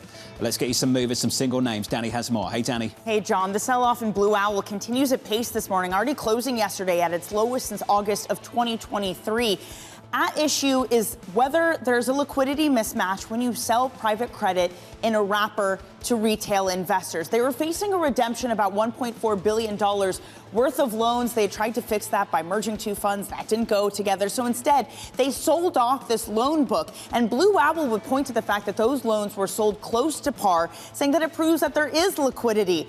The market having a different thought on that, though. Of course, there was also a familiar buyer for some of those loans, too. Among others, included Blue Owl's own insurance fund. So those, again, shares falling 4.4%, also about 18% short interest on that fund. Newmont earnings, there's some disappointment that they're going to be producing less gold than they have in prior years. That's because of some upgrades to some of their mines, also less output coming from a joint venture with Barrick Mining. Those shares down 3.8%.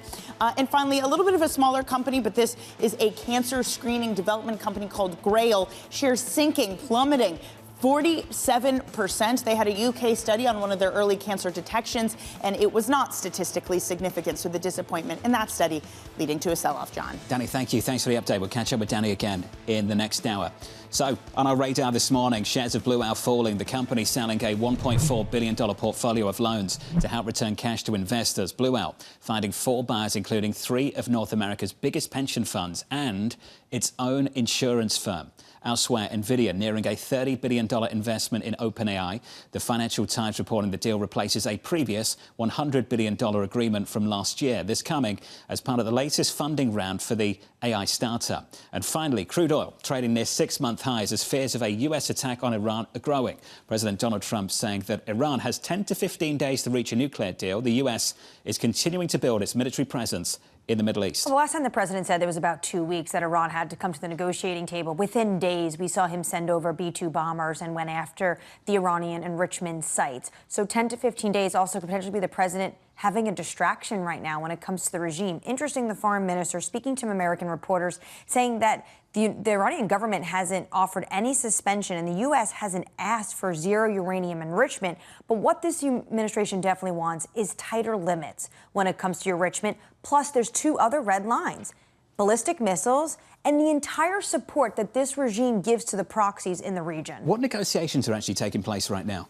The negotiations right now is the ones we saw in Geneva with Jared Kushner and Steve Witkoff with the Iranian regime. And then they said they were going to go back to their capitals, recoup, and then 2 weeks later have more negotiations. But many individuals I talk to say for Iran, this is them just dragging their feet, and this is timing negotiation. Basically, they just are trying to drag this out for as long as possible to keep the president at bay. 6% move in the last 2 days on crude this morning. That rally stalls 71.34 on Brent at the moment. Let's move on. Let's turn to Netflix. The company's co-CEO, Ted Sarandos, countering a key complaint in the high-stakes battle for Warner Brothers. We're going to keep Warner Brothers running pretty much like they are today. And in fact, it's even quite better for theaters because now that we're going to be in that business and own a theatrical distribution entity, we're going to take some of the Netflix films and put them through that as well. So it's very likely that you'll have even more outcome of high quality films for the theaters if this deal goes through. His comments coming as the Justice Department assesses the deal's impact on theatres. Alicia Reese of Wedbush Securities writing, "We believe that Netflix can create jobs, boost production and offer consumers more value at a reasonable price. The Netflix deal is superior to Paramount Skydance." Alicia joins us now for more. Alicia, welcome. This drags on. Is it becoming a distraction for the stock? It is a distraction for the stock, absolutely. The issue is that Netflix is perfectly well balanced as a company without the acquisition. It has significant growth opportunities, particularly in advertising. Now, this certainly would help if they got the deal through for long-term growth, especially if they're able to, leverage their new advertising vehicle throughout Warner Brothers as well and drive that global growth. But they don't need it, and it's certainly been a distraction and has weighed heavily on the stock. But ultimately, we do think Netflix will be okay without this deal, and the regulatory headwinds are, significant. Well, Alicia, let's talk about why you believe they'll be okay, and you alluded to it. Do you think we're underpricing how they're positioned to take advantage of a big rebound in global ad growth? Oh, absolutely. Yeah. And I think without the deal, the shares would have been okay. They did have a bit of a hiccup a couple quarters ago with their reporting, just because, the expectations are enormously high, for the stock because they've been, so healthy for so long. But the ad opportunity is growing. They're adding more capabilities throughout the ad stack. And the ability to do targeting on a global scale is significant with all of the users. And so I think a lot of that performative marketing capabilities that they have or will have and are building are wildly underappreciated at this point. Because everyone else is looking elsewhere. So let's talk about the elsewhere. One feature, Alicia, as you know, of the hold-up in closing this deal, one aspect of all the complications, theatrical releases. Have they got a PR problem? And what are they doing to counter that now? Well, going on Bloomberg yesterday and on Matt Bellany's The Town podcast, Ted Sarandos, I think, dispelled some of the concerns around that. You saw, Sean Gamble, the CEO of Cinemark, the other day on his earnings call, noted that, the 45-day window that was promised, it wasn't clear. Is that going to streaming right afterwards, or is that going to go to the TVOD window where you can buy or rent? The actual windowing matters a lot to Hollywood. And so Ted Sarandos did clarify that yesterday, that he does intend to take the titles to TVOD before the streaming window. And that helps a lot. They have an opportunity, Netflix does, to show Hollywood the real intent. They have Narnia coming out later this year. They have it set for an exclusive IMAX release and then going to streaming directly. If they change that to, an IMAX exclusive release and then created a wide release for that with a TVOD window, perhaps, that would give Hollywood a lot more backing for this deal. And Alicia, that would create a lot less friction. Do you think they need to do that to really show Hollywood that they're committed to theaters?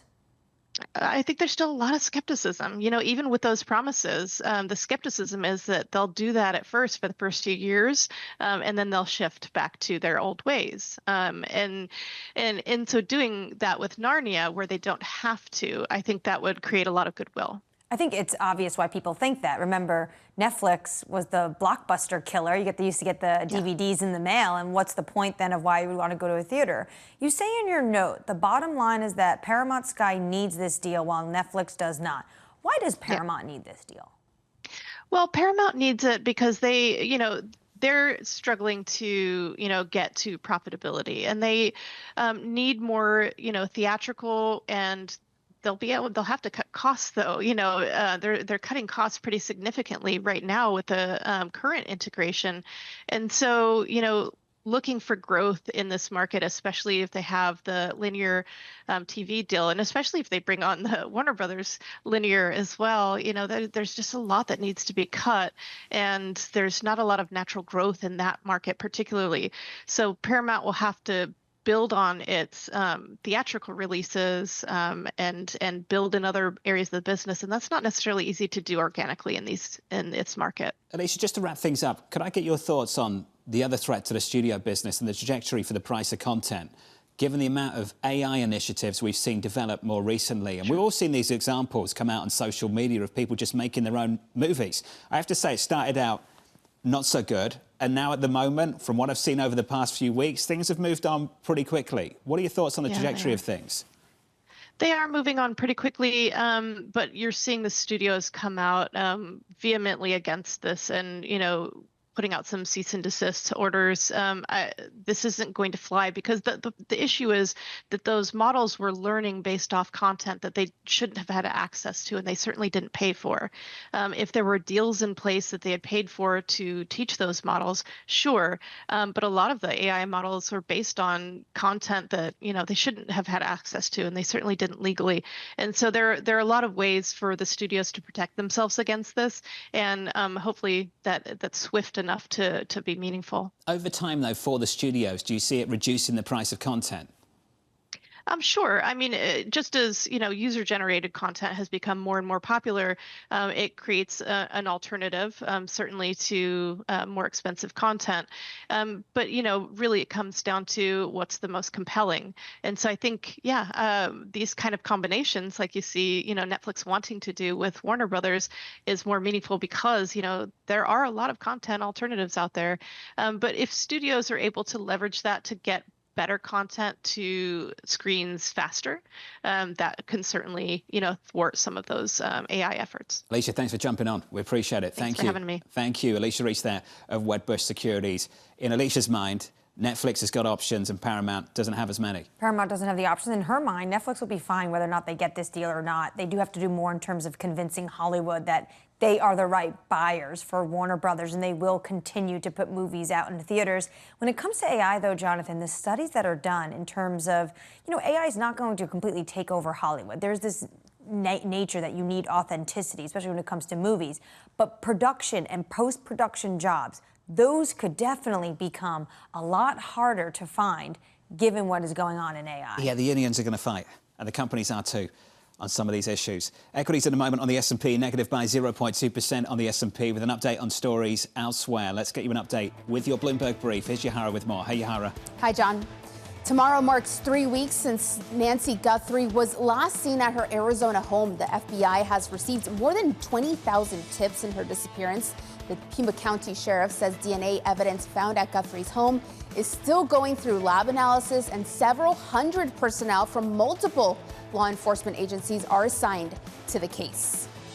Meanwhile, the U.S. trade deficit with China shrank in 2025 to the smallest in more than 2 decades as President Donald Trump's sweeping tariffs reorder global trade. At the same time, the U.S. trade deficit widened to record levels with Mexico and Vietnam as China reroutes its exports. And President Trump is directing the release of government documents related to aliens and UFOs. The president accusing former President Barack Obama of giving away classified information when he discussed the idea of extraterrestrial life during a recent podcast appearance. In the interview, Obama said aliens are real, but are not being held in a top secret military facility in Nevada. That's your Bloomberg Brief. John? Yahara, thank you. So inquiring minds want to know, don't they? I can't wait. The president overnight said that based on the tremendous interest shown, he's going to be directing the Secretary of War and other relevant departments and agencies to begin the process of letting us know what these two presidents are talking about. Honestly, if the U.S. government lied about aliens, let's just go there. I'm going to be very upset. We deserve to know. Okay, let's hope we find out. Up next on the program, losing the case for lower rates. If inflation is still well above, target, and if it's not going to fall very much, it'll be hard even to justify one rate cut this year, let alone 2 of them. Up next, we'll catch up with Collin Martin of Schwab, live from New York City. You're watching Bloomberg TV.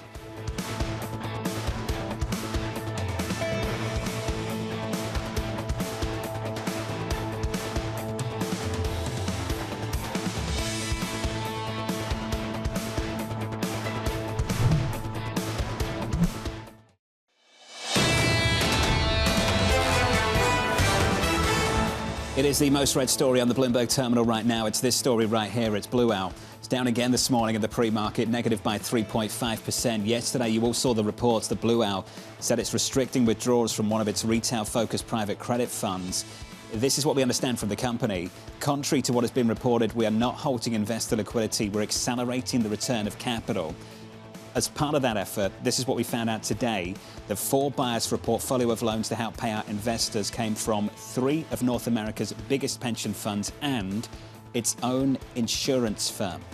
That story driving this stock slightly lower, struggling to repair the damage done to confidence over not just the last week, but the previous few months. The stock is down by another 3.5%, a story we'll keep tracking for you. For the broader equity market, equity futures on the S&P 500 shaping up as follows. We're negative here by 0.2%. The Nasdaq down by 0.2 also. The Russell down by 0.5. In the bond market, yields just about unchanged, elevated through much of the week, bouncing off a year-to-date low, 345.70 on 2s. Under surveillance this morning, losing the case for lower rates.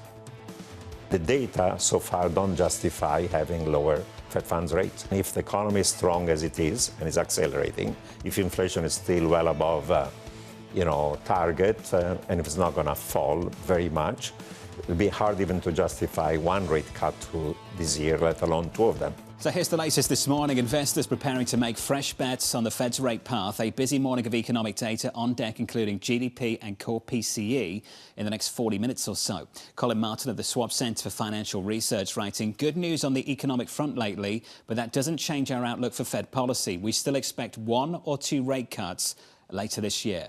Collin joins us now for more. Collin, welcome to the show. What underpins that call for 1 or 2 rate cuts later this year? Well, it's based on our expectation that inflation will gradually lower from here, but I'll echo the points that Rubini was making in that clip you just showed, that right now, things are going pretty well. And, we're looking at real yields right now. And if we look at where inflation is, still too elevated, and relative to where the Fed funds range is, we're still seeing real yields in the, call it, anywhere from 1 to 1.5 area. If over time we see inflation continue to move lower, that gives the Fed some cover to continue cutting rates. But right now we just don't see it, especially with the improvement in the labor market lately. I think it's too early to tell if the drop in the unemployment rate will be sustained or if it'll hold there. But it's certainly good news that we're a few tenths off that peak we saw a handful of months ago. That's an improvement in the labour market. Collin, the attention is on the other side of the mandate at the moment. Will we see a big enough improvement on the other side of things to give them the space to cut interest rates? And when I see forecasts for rate cuts later this year, the justification is often not that we'll see a deterioration in the labour market, but you'll see disinflationary trends take hold and give them the space to reduce rates, which begs the question this morning, how would your scenario shift if we got a spike in crude off the back of heightened geopolitical risk in the Middle East? Yeah, well, I don't know if it would change too much. We're still, I'd say, more on the dovish side, if I'm going to give our team a descriptor like that, relative to market expectations, 1 to 2. But I think you're right, John, in that we've seen this shift of what's driving expectations. It was clearly the labor market for a while, but with the improvements there, now it's back on inflation. Inflation's still too high. We're hopeful it can come down, but it's still too high. With the pickup in crude, if that leads to let's say, just stabilization or worse, a potential increase in inflation, that would make it more difficult to cut rates going forward. But also, I think just the general economic momentum right now. The economy is doing okay. It's been growing at or above trend for a number of quarters right now. And if we look into 2026, obviously there's a lot of headlines about tax refund season, what the impact of the fiscal stimulus from last year's One Big Beautiful Bill Act means. I think that can keep growth going, keep spending going. So I think there are some headwinds for inflation that can keep it elevated. So I think that's a key reason why we're not expecting the Fed to do anything soon. If we do see those improvements, and maybe it would take somewhat of a slower economic growth trajectory to bring inflation down a little bit, that's why we would see those rate cuts. But I'm fully on board with the risks you're talking about. If inflation is staying not just north of the Fed's 2% target, but in the 2.5% or 3% range, to us, that's still too high for the Fed to consider cutting rates. There was a recent report about how Americans are bearing the brunt, 90% of the tariffs enacted by this administration. Today at 10 a.m., the Supreme Court might rule them illegal. Do you think that has an impact on the inflation story going forward this year? It could. If we look at we've seen that study. Obviously, studies have made a lot of headlines. Has it translated into the exactly? I'll leave that for other guests to discuss. Has it shown up in the inflation data? You can make the case that the tariffs have impacted inflation, but it's impacted obviously the things that are imported, specifically on the goods side. So if you look at the big picture inflation readings we get, it's tough to see that actual impact. But if you dig in, there is an impact there. So does that change our view? I'd say not much, because it really only appears to be impacting it at the margin. If you dig deep in, and it doesn't appear to be changing inflation expectations too much. If you look at inflation expectations, specifically market-based ones from tips, break-evens, and things like that, they've been pretty steady for the past few years. So I don't think our view is going to change much, regardless of what happens with the Supreme Court tariff announcement. Hey, Collin, we got this post from the president just moments ago on social media. Let me share it with you. It says the Democrat shutdown cost the USA at least 2 points in GDP. That's why they're doing it in mini form again. No shutdowns. Also, lower interest rates. Too late Powell is the worst. So let's just go with the first line, that it cost the USA at least 2 points in GDP. I'm sitting here, Collin, trying to decide whether he knows the GDP print and he's basically given us a number. What's your interpretation of this? Really put me on the spot this morning. I'll put it this way. So GDP is expected to be strong-ish last quarter, despite the government shutdown. I think there should clearly be an impact to our GDP numbers. And I would assume that's the president trying to explain why, if it comes maybe on the low side. But even if it comes low, it's still okay. And that's our theme right now, that we're seeing growth at 2% or more on an annualized basis.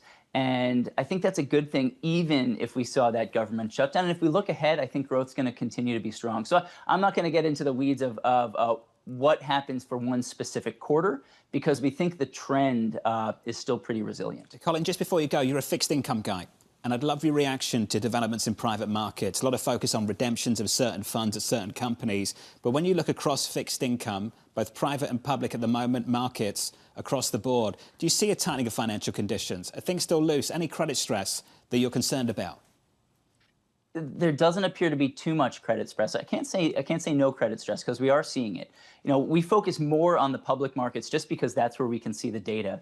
And we're seeing a bit of a bifurcation right now. High yield bonds, kind of the benchmark for leveraged finance through the years, is still doing well right now. Year to date, the Bloomberg High Yield Bond Index is up. Spreads are still low, although they've been bouncing around. And we don't appear to see too much stress under the surface. We're seeing some concerns in the loan market because there's a lot more tech exposure there. The Bloomberg Leveraged Loan Index is actually down year to date. So we're seeing this kind of diversion between two what many people would think are similar investments. So we're seeing them move somewhat in opposite directions. But generally speaking, we're okay taking some risks because we just haven't seen any stressors really spread into the broad market. So for our investors at Schwab, if you're willing to take a little risk, we think actually high yield bonds are potentially an opportunity there. On the private side, it's tough to say if these things are good or bad in a vacuum, but I really think it comes down to the liquidity and investor profiles. And you've kind of gone over the headlines just this morning before we started talking about who's buying these bonds or these loans from Blue Owl. And it's pensions funds, it's insurance companies. These are the traditional buyers of private capital. And they view them as their long-term sleeve or permanent capital sleeve. And when we have a new investor base come in who doesn't necessarily think that way, who's used to getting in and out, I think that changes the dynamics a little bit. So again, I don't know if it's good or bad, but I think it's just investors need to know what they're getting into so that they're prepared to hold these things for a while. Hey, Collin, good to see you. As always, thank you, sir. Collin Martin there at Schwab on the latest in fixed income. Up next, Jitania Kandhari of Morgan Stanley, Dana Telsey of the Telsey Advisory Group, Kathy Bostjancic of Nationwide, and Tony Wong of T. Rowe Price. The third hour of Bloomberg Surveillance, just around the corner.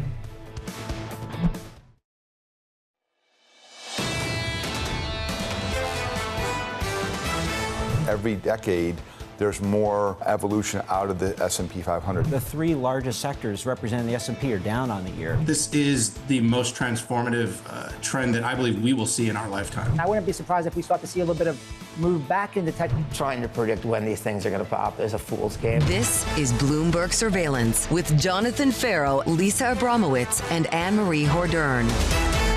Live from New York City this morning. Good morning, good morning. For our audience worldwide, the third hour of Bloomberg Surveillance starts right now. Your scores, the price action looks like this. We're down 0.1% on the S&P. After snapping a three-day run without losses on the S&P 500 in yesterday's session, we add to them this morning. The Nasdaq is down by 0.14. The Russell is down by 0.37. In the bond market, after drifting higher all week, two-year yields this morning turning just a little bit lower. The two-year at the front end, 3.4528, 10 still just north of 4%. Coming up a little bit later this morning, 29 minutes away, we'll get some data, core PCE and GDP. On GDP, the president with this to say just moments ago out on social media, the Democrats' shutdown cost the USA at least 2 points in GDP. That's why they're doing it in mini form again. No shutdowns, also lower interest rates. Too late, Powell. Is the worst. So you have to think, is the president just looking at some of the analysis that has come out? And a lot of people have talked about this GDP report will cover the longest shutdown in modern history. So potentially that means growth would have cooled, even though it was robust. And I think annualized pace, individuals are projecting 3%. Or did the president see the report and is somewhat leaking and telling the market, I've seen the report and this is the reason why it's lower than what was Howard Lutnick talking about, north of 4 or 5%. At one point, the president interview said 15% when it comes to growth. So I think that's a question I asked the White House, and I'm waiting their response. When you get that response, share it with us. Absolutely. We're looking out for that ahead of the State of the Union next week. Looking out for this as well. A moving crude. Let's bring up the prices this morning. Pulling back by 0.4% on Brent, down by about a third on WTI, following a big two-day spike over the previous 2 days off the back of a couple of reports indicating we're getting closer and closer to action in the Middle East. And those reports are going along with what we're seeing in terms of maps and military hardware moving into the region. We're going to have another U.S. aircraft carrier landing there by Saturday. Biggest military buildup, as we talked about yesterday, since 2003 and the invasion of the United States when it comes to the Iraq War. And now the Wall Street Journal has this report yesterday that's talking about what the president potentially the thinking would come if he decides to go for initial strike. Initial strike to get the Iranians to the table to have this negotiation, this deal. And if that falters, potentially then it's a longer, protracted regional war. And you have to think the immediate response the Iranians would do to retaliate is going to hit energy facilities as well as potentially close the Strait of Hormuz and go after tankers. And that just means oil is going to go higher. Brent crude this morning down by about 0.4% following a big rally this week, up on the week by around 5%, 71.38 on Brent. Coming up this hour, we'll catch up with Jitania Kandhari of Morgan Stanley Investment Management with stocks edging lower, Kathy Bostjancic of Nationwide breaking down the latest inflation data, and Tony Wang of T. Rowe Price looking ahead to earnings from Nvidia. We begin this hour with stocks adding to losses after snapping a three-day winning streak. Jitania Kandhari of Morgan Stanley Investment Management writing, we see a shift from concentrated sources of growth and returns to a greater dispersion and wider set of opportunities, both within the US and across global markets. Jitania joins us now for more. Jitania, good morning. How are you considering developments in the Middle East and the risk aversion we're starting to see and the move in crude off the back of threats of military strikes in Iran? Yes, I do think that the probability of that is clearly rising. I do also believe that the Middle East is now one of the middle powers, as you can see, that region between the Western and the Eastern Hemisphere, which is getting dominated by US on the West and China on the East. And that region is becoming very critical from a logistics standpoint, from a trade capital standpoint. So I do think that the higher likelihood of tensions in that is going to cause some market volatility. Geopolitics is traditionally very, very hard to predict, so I'm not going to put you on the spot and ask for a prediction. I'd like to go through a range of scenarios, one in particular. If we do get another spike higher in crude, and year to date we've already seen a move of almost 20% on crude, whether that would upend some of the cyclical trades that a lot of people have gained some enthusiasm for coming into 26. I think the most important manifestation of an increase in oil prices will be on the CPI. And I think that the inflation outlook, which has been relatively okay, even the expectations of core PCE in our models is about 2.7%, if assuming crude prices at these levels. So I think that can really be detrimental to the inflation situation, which then leads to the rate story and therefore, of course, some of the cyclical trades unwinding. And so that's something to keep in mind. But I do not think our base case view here is there is still supply, there is still OPEC capacity to supply oil. So there could be an interim move, but I think overall the demand-supply situation is not justifying a spike in prices once the dust settles. Could it, though, galvanize the hawks on the Fed to potentially want to continue their wait-and-see mode or even hike? Yeah, I mean, I think that, the interest rate expectations in terms of 2 cuts are the maximum we can get. And based on the current CPI and the PCE at 2.7%, as I mentioned, I think that at these levels, one can expect maybe a cut or maybe none. So that will definitely be an issue for Fed cuts. When do you have your first cut priced in? Next year. Next year. So yeah. This whole year will be wait-and-see mode when it comes to Federal Reserve. Is that even possible to Kevin Warsh at the Fed? Well, I think it's going to be a function, as I said, of inflation, but also employment. And that clearly there has been some stabilization, but we're not out of the woods there. So there will be an equal emphasis there. So I think we could definitely see a cut, but the fact that QT is over and the Fed is expanding their balance sheet, that may be under question, under wash, because he has not been really a proponent of that. Let's stay on equities. On the equity side in the US, the rally stalled at the index level, and we can see that, the S&P within around 2% of all-time highs. It's taken off elsewhere, Japan, South Korea. South Korea's had a massive move year-to-date. And EM equities, looking at the EM equity story for year-to-date, double-digit gains so far. What's happening there? What am I buying? What's the story at the moment? What's the bet?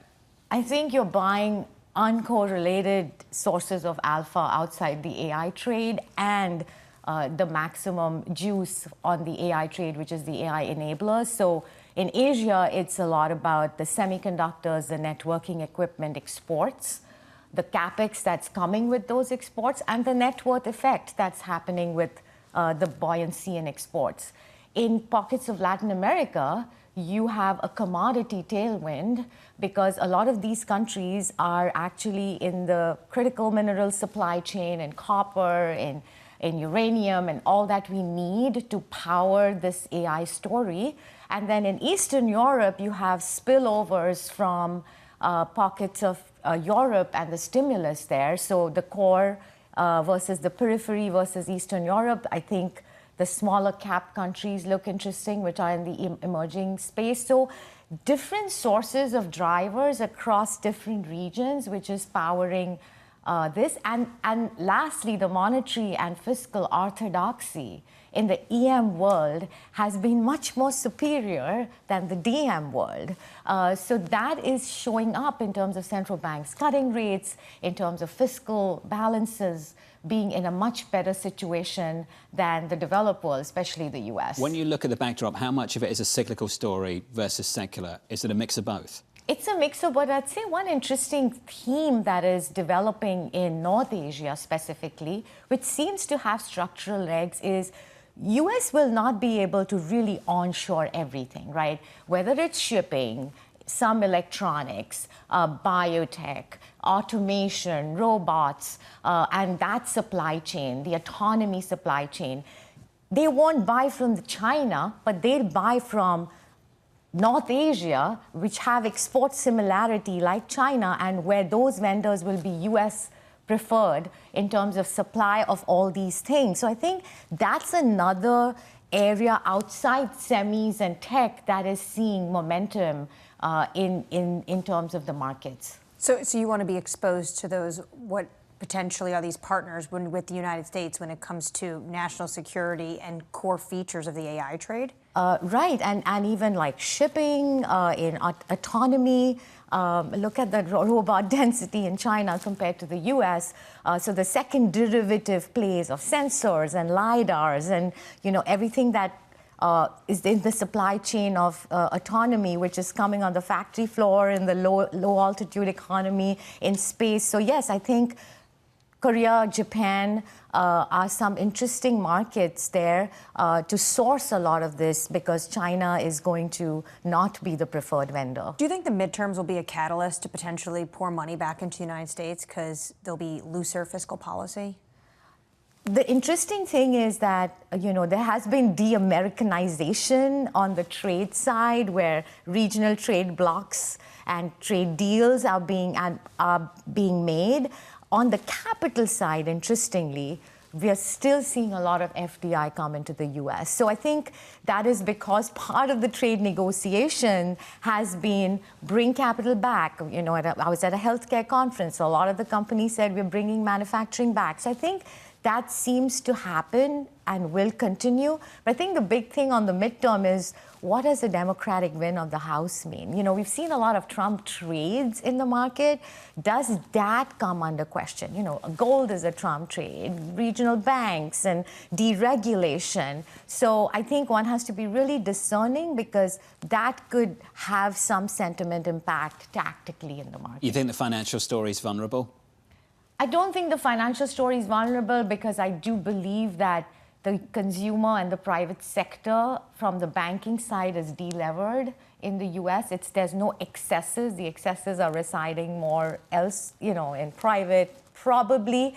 But I don't think it's vulnerable. But I think there has been a decent momentum trade there, and one has to be just discerning. Can we finish on that on private markets? So I'm not going to talk about the story too directly because I imagine you can't talk to it directly either. I'll talk about it in general terms. When you start to see redemptions and certain funds struggle to meet redemptions, people start to have concerns about what's developing. And the story this morning, of course, is Blue Owl, and the stock is down again by 3.7%. Do you see risks of contagion, broader systemic risk emerging here? Or is leverage so much lower this time compared to, say, 07, 08, that you can have pockets of instances like this that don't necessarily mean we've got bigger problems around the corner? Yeah, I don't think there has been an excessive and a systemic crisis in the making here. Of course, that market's grown because the banks have retreated due to all the regulatory issues. Some of that will, with the deregulation, the banks will come back into that space. So the returns you made in private credit in the last few years, maybe you cannot make those same amount of returns. But there have been very strong players in this space, and I don't think this will lead to a systemic crisis. But definitely there is more competition in that space coming from the traditional banks. Given how much, though, this economy increasingly has become dependent on being powered by private market, do you think the economy in general could be vulnerable to a tightening of credit conditions? I really don't believe there is a systemic crisis here, because in the history of markets, there is crisis only when there's excessive leverage, when credit grows way above GDP.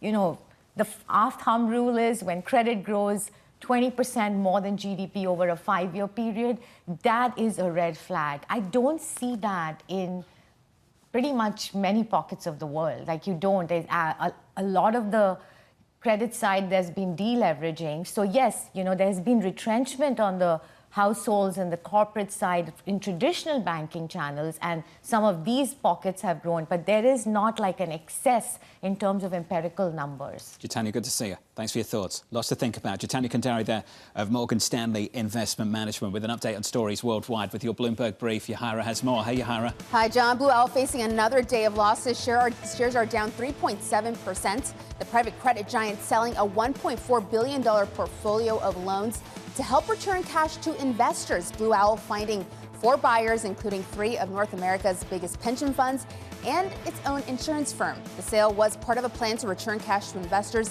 in the firm's Blue Owl Capital Corp 2, a strategy aimed at retail investors.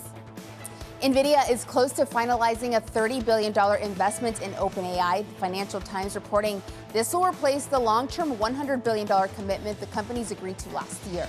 Negotiations are in the final stages and could be finalized as early as this weekend. And Senator Elizabeth Warren weighing in on the recent rift between the Federal Reserve and the White House. Senator Warren demanding that nominees to the central bank commit to protect independent research after NEC Director Kevin Hassett blasted a recent study from the New York Fed. Warren says nominees should swear under oath to not silence the Fed's independent research. That's your Bloomberg Brief. John. Yahira, thank you. Thanks for the update. Up next, the morning calls plus Dana Telsey of the Telsey Advisory Group gearing up for a fresh round of data. That data 15 minutes away. Live from New York City this morning. Good morning.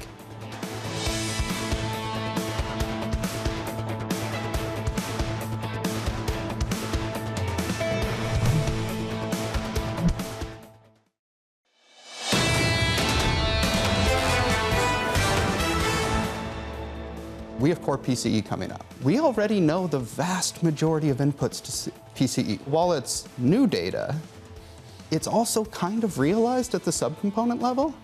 And so, for example, when we map all the individual components, we actually think core PCE is coming at a decent 0.4% above what is listed as the Bloomberg consensus. That was a bit of a clinic from Jon Hill of Barclays a little bit earlier on this morning. Check out the full interview on Bloomberg.com and, of course, the terminal and on YouTube too.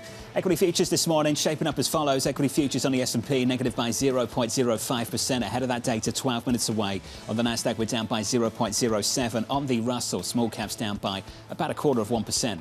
That's the price action. Let's get you some morning calls. First up, RBC raising its price target on Wayfair to 92, noting strong results despite a muted outlook. Elsewhere, Bank of America raising its price target on Deere to 672, citing the company's first big beat and raise highs in years. A stock a little bit lighter, lower, softer this morning, down by 0.5%.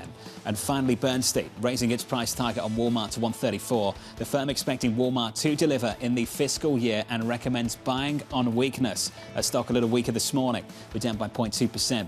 Let's stick with retail. Earnings season painting a mixed picture after Walmart's tepid forecast. A fresh read on the consumer still ahead with core PCE inflation data just around the corner. Dana Telsey of the Telsey Advisory Group writing trade policy, geopolitics and tariffs remain key drivers of global supply chain costs, complicating margin management and pricing strategies. Dana joins us now for more. Dana, good morning. Good morning. Thank you for having me. It's good to see you. Let's start with Walmart. So conservative guide. Lots of people came on and said that's just about setting the bar lower for the new guy, the incoming CEO. Did you like what you heard on the call? I did. Look what you heard. You heard about fashion apparel being up mid-single digits in comps for multiple consecutive quarters. You heard about tariffs and that the brunt of price increases have already happened. You've heard that their technological investments are paying off. The speed and convenience that they're offering the consumer, they're capturing a wider base of consumers from all different income levels. That sets up the stage nicely for next week. Can't wait to hear TJX's numbers, given that they've been a traffic beneficiary. So when it comes to Walmart, though, and this guidance lower than the street was expecting, do you think that is just them doing what Jonathan said, conservative because it's a new CEO at the top, and you expect that guidance to rise then based off the call? I think you keep going throughout the year. You have a first quarter coming up, which still has some tariff headwinds in it. Then you have the second quarter moving along. You've got the tax refunds that are coming in. That should be a sales driver, particularly in the first half of the year. So let's see what it looks like. They gave a wide enough range that there's a lot of places that they can go, and the investment spending should deliver returns. Who else do you like in that range? The individuals that are going out shopping at Walmart. What other retailers are doing well like Walmart? Is it Target and Costco or no? Not Target, it's Costco, but it's also TJX. Let's see what TJ reports next week. Keep in mind, TJ has diversity of categories, home and also apparel. They don't have food, because remember, Walmart is 60% food. That's different than apparel. Target reports their earnings on March 3rd. You have a new CEO there, too. And he's going to have to lay out the game plan. It's a different story at Target than it is at Walmart. Dana, so much of the last year or so, in fact, the last several years, the retail landscape has been about the success at the top and the bottom of the K. So at the very top, you've got ultra-luxury Hermes, LVMH. And at the bottom end, you're capturing the trade down, the discounters, TJX. I think there's some interesting stories happening in between now. And Ralph Lauren is one of them. Can you give us your thoughts on what's happening with that name, what the management team are doing to capture this moment? A couple of weeks ago, I wrote this piece on enhancing the core. One of the things you're seeing legacy companies do to reinvent themselves, they're taking their core product offering and updating it, modernizing it, and rejuvenating it. That's what Ralph has done. At the same time, they're also, as they call it, expanding for more, whether it's women's, whether it's outerwear, whether it's accessories. And they're doing it globally. And they're doing it with their own DTC business, in addition to having a stronger wholesale relationships with some of the department stores and other vendors they sell through. And let's not forget the awareness. Olympics, it's going on now. What do you see? You see Ralph Lauren. You think about all the tennis matches, whether it's the Australian Open, the US Open. So their awareness is going among a broader consumer. They're able to get some higher margins, and they're driving it through product that people want at a higher AUR. We're seeing legacy companies reinvent themselves. And for discretionary in 26, let's watch Victoria's Secret, let's watch Urban Outfitters, and let's watch The Gap. Well, when it comes to Ralph Lauren, they're unapologetically American, Americana. We saw really American Eagle also lean into this. Is this a new phenomenon in fashion that some of these brands are leaning into that legacy of nostalgia of being an American brand? I think there's legacy. It's American, but it's also newness, because what these brands are also doing, partnering. You talked about American Eagle, Sydney Sweeney and Travis Kelce. It mattered. And Martha Stewart. Yeah, yes, it mattered. It meant something. You look at Abercrombie, NFL. They're the fashion partnership with the NFL. You look at Gap. Gap, and frankly, the creative direction of Zach Posen with the Gap brand, and frankly, some of the partnerships they've done on the music side have driven interest in denim. That matters, and I think we're seeing that. After New York Fashion Week, obviously everything moves to Europe. Montclair overnight had incredible numbers. A lot of this was be driven by China. What is your take right now about the Chinese consumer? I think overall something to still be watching. I think we still need to see the strength rebound. We've seen some improvement in travel retail, but you need to see the European luxury goods do better in China. What do they like right now? It used to be the cliche, the stereotype was just big brands plastered over everything, big logos. Has that changed? I think some of it is their own Chinese brands. I think that's what's been different. That's a shift. Yeah, that's a shift. And it's been that way for the past year or two. And that's what's made it more difficult for some of the international brands. So we're starting to become more accustomed to some of the Chinese brands with regards to the automobile industry. What are the names that you're tracking at the moment that maybe in the West we need to be slightly more aware of? Oh, I think basically I'm looking at the European luxury goods names and some of the American names over there. When I think of Chinese names coming over here, it is the auto names that come top of mind. BYD. It's amazing how quickly that has dominated a market like, say, Europe. And increasingly, the one to watch is what happens north of the border in Canada. Yep, Canada potentially willing to have more Chinese electric vehicles coming in. Also, this country, we have a report that Ford executives talked to U.S. officials about a joint venture with Xiaomi. Do you know why? They can produce these EVs in less than half the cost, basically, of, say, a Tesla. Remember that $7,000 BYD that looked like a brand new luxury car? Nuts. Dana, just quickly, home bias, forgive me, New York. No worries. We've had some bankruptcies, Saks. What's going to happen with Bergdorf's around the corner? We'll have to see. So far, they're keeping it. The new CEO, Jafar Van Ramdonk, wants to try to put the business back together.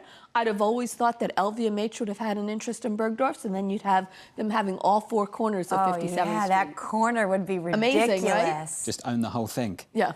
OK. All right, Dana, good to see you. Want to Thank watch. you. Thank Nice to see you. Thanks for dropping by. Dana Telsey of the Telsey Advisory Group. Ahead of this inflation data, a better story to tell coming out of Walmart to basically communicate to people on the call yesterday and through various communication efforts to suggest that the normalization in pricing story, that's done. The tariff bump might be over. Tariff bump might be over, but you have to ask, what is going to happen in terms of the Supreme Court decision today? Do you see more companies lining up, want the rebates, only to then have to pay the tariff rates when the administration then enacts new policy? So let's get to that economic data. Up next on the programme, the latest PCE and GDP data set to cross. Mike McKee will break it down. We'll get reaction from Kathy Bostjancic of Nationwide in just a moment. Into that, here are your scores. Equity futures on the S&P softer by not even 1/10% on the S&P 500. In the bond market, yields just about unchanged to the front end of the curve, down a single basis point on 10s, 4.056%.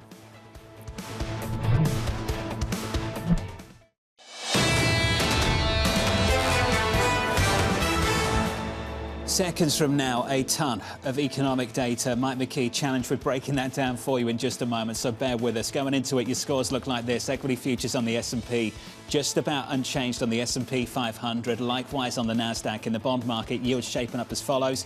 Across the curve, 2s, 10s, 30s look like this. Down at the long end on 10s by a basis point, on 30s by about the same. Your 10-year 4.05, your 30-year 4.68. With the economic data, let's cross over to Mike McKee for more. Good morning, Mike. Good morning, John. We're waiting for it to drop here from the Bureau of Economic Analysis. It's not out quite yet, but any second now. Here we go. The numbers for GDP annualized, only 1.4%, raises the question, did Donald Trump leak something he wasn't supposed to? Personal consumption spending, only 2.4% higher. The personal income and spending numbers are more in line with what was anticipated. Personal income up 0.3, same as last quarter, same as last month. These are monthly numbers, and it is the same as forecast. Personal spending up 0.4. That's a little bit stronger than anticipated. The consensus was for a 0.3 move. Now, the inflation numbers, the price index on a month-over-month basis up 0.4. On a year-over-year basis, it goes up from 2.8% to 2.9%, so a rise in the headline. The core up 0.4, and the core year-over-year is up to 3% from 2.8%. That is something that does not look particularly good if the Fed wants to cut interest rates again. But again, these are December numbers. We've got the January CPI. Next week, we get the January PPI. I'll break down more of the detail, John, and you can tell us if we're getting much reaction yet. Yeah, I'll get to some of the price action for us, Mike. Equity futures still a little bit lower, down by About 0.1%, down by 0.2. You're seeing that play out on the Nasdaq, on the Russell, down by 0.5. If we switch at the board and turn to the bond market, so yields coming into this, we're down about a basis point at the long end of the curve. This is where things stand right now, just about unchanged. So we're raising some of that move. 10 still around 4.06%, 30 still around 470. Mike McKee, I'm going to turn to that post from the president in the last hour or so. And if we can bring that up on the screen for our audience who might have missed this. This is what the president put out on social media going into this print. He said the Democrats' shutdown cost the USA at least 2 points in GDP. That's why they're doing it in mini form again. No shutdowns, also lower interest rates. Too late, Powell is the worst. But that first line, Annmarie, the Democrats' shutdown cost the USA at least 2 points in GDP. Put that together with the print we just saw. People are going to start to ask some questions about what the president saw and how quickly he decided to say something about it. Well, absolutely, because fourth quarter GDP came in at 1.4%. The market, the survey was looking for 2.8%, and the prior reading was 4.4%. So just before the print came out, the president took to Truth Social and said, oh, you can expect a much lower print, and it's the Democrats' fault. And many analysts were saying that it is going to be a bit of more of a weaker, cooler print because of the longest shutdown in modern-day history. But you have to ask, is the president seeing the data and then going to the internet and telling the world what to expect before the data comes out? And, you know, usually you're not supposed to do that. And not for the first time either. Mike, to bring you back into the conversation, let's get to the essence of what the president's getting at here. How much of the downside surprise on GDP was driven by the government shutdown, and how can you tell? Well, I'm trying to dig into that right now, John, but the internet is slow. Everybody hitting the refresh button on this one. But the way you'd look at it is non-defense spending by the federal government and what kind of contribution that made to GDP. There was a feeling, and Omar Sharif had put out a note on it this morning, that the last time we saw a long government shutdown like this, the way the BEA kind of calculated it was to take away the value of the hours worked by federal employees since they weren't working, and then that translated into higher inflation, which then translated into lower output, to subtract the inflation from the overall output number. So that may have been one way that it happened as well. I'm looking to try to find all this data. We're just getting the number breakdown now. And I can, we talked about how consumer spending was just 2.4%. Business investment, non-residential fixed investment was 3.7%. Structures down 2.4%. That's the second quarter or fifth in a row that we've seen that. I guess a lot of this AI build out is coming in as equipment, because equipment purchases were up 3.2% and intellectual property up 7.4% on the month. Inventories down 13.6 billion. That's not as much as the prior quarter, 23.9. So that doesn't add to GDP. And net exports, a negative 949.6 billion. It's almost unchanged from the third quarter, and that does subtract somewhat from GDP. Real final sales 1.2%, and final sales to private domestic purchasers 2.4%, same as the GDP number. So it does show a weakening economy in the fourth quarter. The question is, again, what did the government have to do with that? And I've got that number right in front of me now. Government consumption, federal national non-defense spending subtracted 0.7 of a percentage point from the GDP numbers. So it wasn't what the president said. The president was right about the fact that the government shutdown apparently did subtract something from the overall GDP number, but it wasn't 2 percentage points. Mike McKee, thank you, sir. Fourth quarter federal spending fell at the fastest pace since 1972. Well, are you surprised, given the fact that this was a more than 40-day government shutdown, the longest we've seen in modern-day history, and this is why you see that federal spending just absolutely drop and sink because of that. Now we actually are in another government shutdown when it comes to DHS, but it's not going to have the same sort of impact on GDP. Not seeing a massive impact on this market this morning either. Equities a bit softer, down by 0.2%, and in the bond market, yields essentially back to where they were. We're down a basis point on 10s to 4.06%. Joining us now to weigh in on all of this is Kathy Bostjancic of Nationwide. Kathy, giving you about 6 minutes to go over some of these details. What jumped out to you, and what kind of read can we actually have about the underlying economy away from the messy politics? Yeah, hi, John.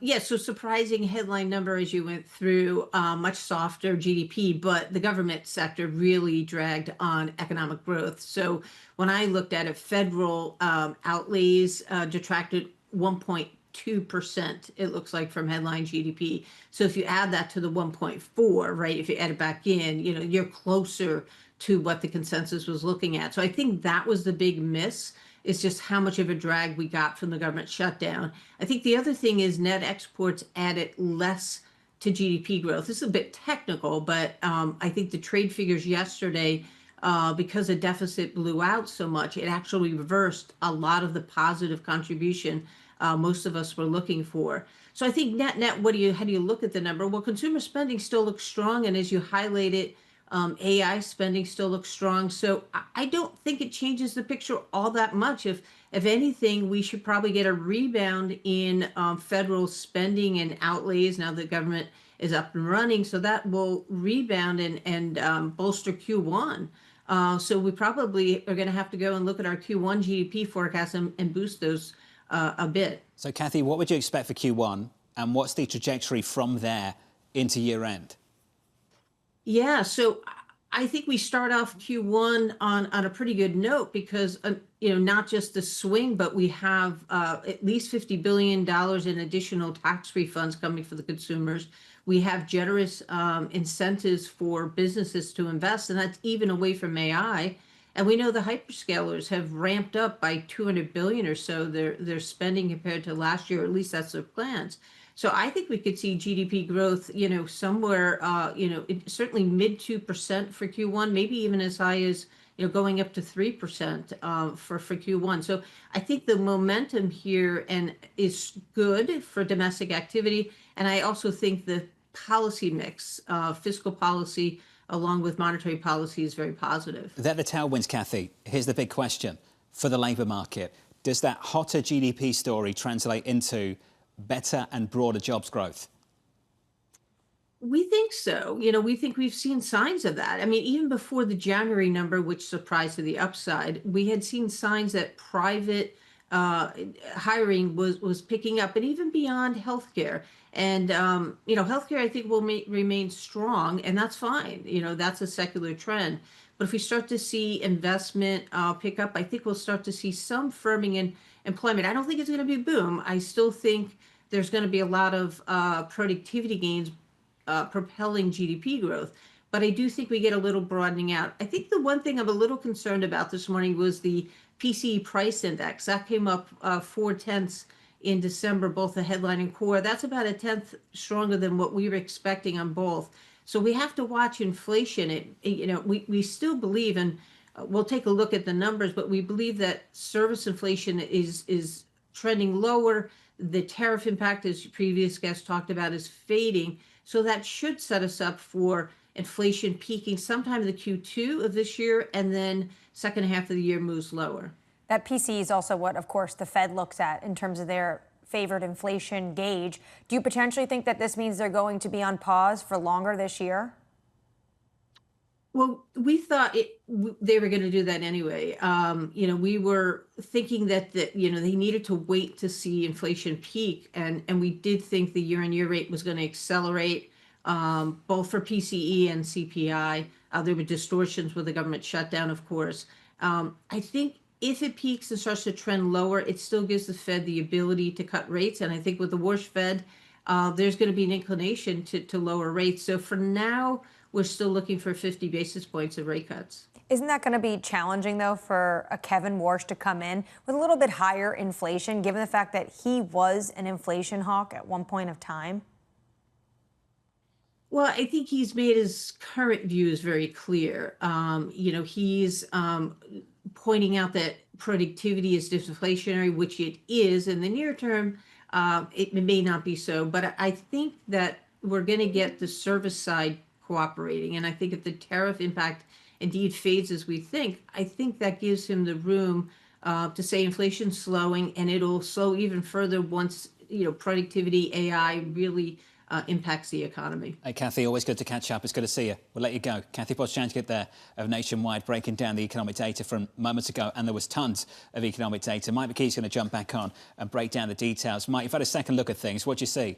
Well, the BEA has put out a note on what happened with the federal government shutdown, and basically they say what we were anticipating, that they have subtracted the contributions or the lack of contributions from employee work hours, federal employee work hours from GDP, and it subtracted 1/10 or 1 percentage point from GDP. So if not for the shutdown, it implies it would have been 3.4% for the fourth quarter.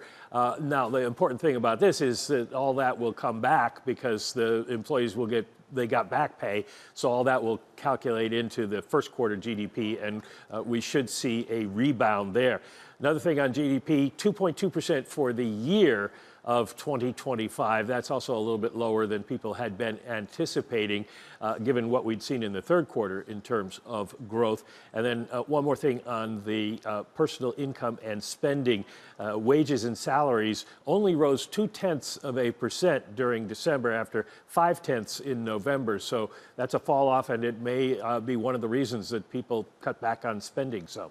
Mike McKee, thanks for jumping on and doing that for us. Mike McKee breaking down the economic data. From now, if you weren't already, ahead of major data releases, people will be glued to the president's social media account looking for clues as to what's about to happen in the economic data. That's all I kept thinking at 8:30 is, and make sure you have your Truth Post social network on alert to make sure that, you know, the president, he's going to get briefed the night before, the morning of. CEA gets them the afternoon before. And now every time he posts about data, you have to consider, is this the president speaking because he's seen the actual data and he's been briefed on it? Or is this just him, you know, looking at the same research we are and deciding that this is potentially the analysis he wants to go in before the data release? Apparently not, based on that downside surprise on GDP just moments ago. A constructive stories to tell, though, still, from Kathy Bostjancic of Nationwide about the future and the prospect of bouncing back over the next several quarters. With the economic data and a whole lot more, let's get it all wrapped up for you in your Bloomberg brief. Here's Yahira. Hey, Yahira. Exactly, John. Recapping the data we just got, core PCE rising 0.4% in December, a tick above estimates that called for 0.3. The year-over-year number rose to 3%, also above estimates elsewhere. As you were saying, fourth quarter GDP annualized rose just 1.4%. Expectations called for 2.8%. President Trump blaming that on last year's government shutdown in a post on Truth Social. Meanwhile, speaking of the president, the Palm Beach airport is getting a presidential rebrand. It will be renamed Donald J. Trump International after Florida lawmakers approved the renaming, with Governor Ron DeSantis expected to sign it into law. The renaming requires FAA approval and an agreement with the name's rights holder. The rebrand will cost $5.5 million. And in the Olympics, the U.S. is taking home its first gold medal for women's figure skating in 24 years. 20-year-old California native Alyssa Liu delivering a flawless performance after opening with a daring triple flip. She edged out two Japanese skaters to become the first U.S. female skater to win gold since 2002. I highly recommend everyone go watch that. That's your Bloomberg Brief, John. Very cool. Absolutely crushed it. Crushed it just yesterday. First thing I watched when that was over, when, you know, they uploaded to Twitter, I was like, wow, this is incredible. And also, we need this. We haven't won one in 20 years. It's incredible for the USA. It's been a while. Up next on the program, Tony Wang of T. Rowe Price looking ahead to earnings from Nvidia. Plus, Danny has your morning movers. Blue out, falling on more concerns in private credit. That name is down in the pre-market by 4%.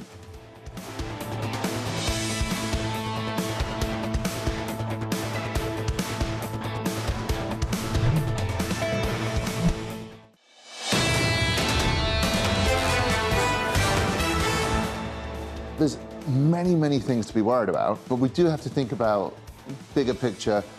How does the world look for the equity market? Well, we're expecting double-digit earnings growth. Analysts are revising forecast higher rather than lower. Nominal GDP is very high, and the Fed is engaged in a cutting cycle. When we look at those things relative to history, it tends to point to pretty good outcomes. That's why so many people are still bullish on this economy and on the market too. That was Greg Boutle of BNP Paribas a little bit earlier on today. Going into the opening bell, equity futures shaping up as follows. On the S&P 500, futures negative by a third. On the Nasdaq, we're down by 0.5%, underperforming on the Russell. New lows there. We're down by 0.2%. 0.9. With an update on your single names, your morning movers, Danny has more. Hey, Danny. Hey, John. It's the story we're all continuing to track this morning. That's what's happening with Blue Owl. Shares falling another 4.5% after already closing at the lowest level since 2023. Yesterday, the drama surrounding one of their privately held BDCs. It's a retail vehicle for private credit. They had a lot of loans that were coming due about $1.4 billion. They were also freezing redemptions on it, but they brought those loans to market. And Blue Owl would argue we were able to sell those loans close to par. It shows that there is liquidity in this market that does fit a retail audience. There are concerns otherwise about that mismatch. Even so, Blue Owl shares, they're falling again more than 4% this morning. They also sold some of those loans to their own insurance business. Here's one for Annmarie. Her favorite drink, Celsius, shares a nice little rally today, up 7.6%. They presented at the CAGNY conference. It's a consumer retail conference, and analysts were wholly positive after that presentation. William Blair, for example, pointing out that they're likely getting more shelf space at retailers. So again, a gain there. Also gaining this morning is AppLovin, which we should have in a moment. There you go, up 2.4%, posting a job posting that they're looking for software engineers who can build the backbone of a social media website. So a little excitement. Maybe they're getting into social media. Shares up, again, 2.4% in the pre-market, John. Hey, Danny, thank you. Thanks for the update. That is always the tell. Always the tell. If you've got a Celsius, you haven't slept. Yeah. That is always the tell. Today it's a cappuccino. Okay. But yeah, news. Celsius is very rare. Something huge must be going on, like I'm going to Venezuela and haven't slept. That's a Celsius day. Something big is happening next week. We'll get earnings from NVIDIA. Tony Wang manages T. Rowe Price's Science and Technology Fund, which includes most of the Mag 7 in its top 10 holdings. He writes the following. NVIDIA is range-bound because the first AI wave is priced in. Breakout requires proof of a second demand leg. Tony joins us now for more. Tony, welcome. I was reading through some of your research, and you talked about the difference between a product cycle and a factory cycle. Can you just spend some time explaining the difference between the two? Yeah, so I think that what's really exciting is that we have this agentic inflection that is happening. And so in terms of what I think is going to be important for next week, I think Jensen's been amazing at forecasting what's going to happen next. And so to me, like, you know, the product that they have coming, meeting this inflection in terms of AI demand, driving the token cost lower, and, you know, creating a lot of demand for inference on that side as well. So I think that's what's exciting and what I'm going to be looking at. We're going through this massive build-out phase, and you can see that in the hyperscaler CapEx, the tech CapEx intentions for the next 12 months or so. Tony, the bottlenecks we're starting to hit, from GPUs to memory. Can I ask you a question that you've addressed in your research recently, whether that begins to signal that the build-out is deepening or peaking? Which one is it? Yeah, so I think the bottleneck, you know, constantly is rotating. You know, I think that whenever you're going from 0 to 60 on this size of build out, like you're going to have things that are what you need to fix. And so I think that we're seeing that memory, optics, and energy power have been those bottlenecks. And initially, it was like GPUs. And so I think that will just continue to be a factor, and the market will work through it. And then at the same time, you're going to see probably areas of the market that really pop because of that. What do you make of NVIDIA in discussions? They're going to invest $30 billion, we're learning, in OpenAI, and it seems to be separate than the $100 billion they had originally outlined with OpenAI in terms of their investment.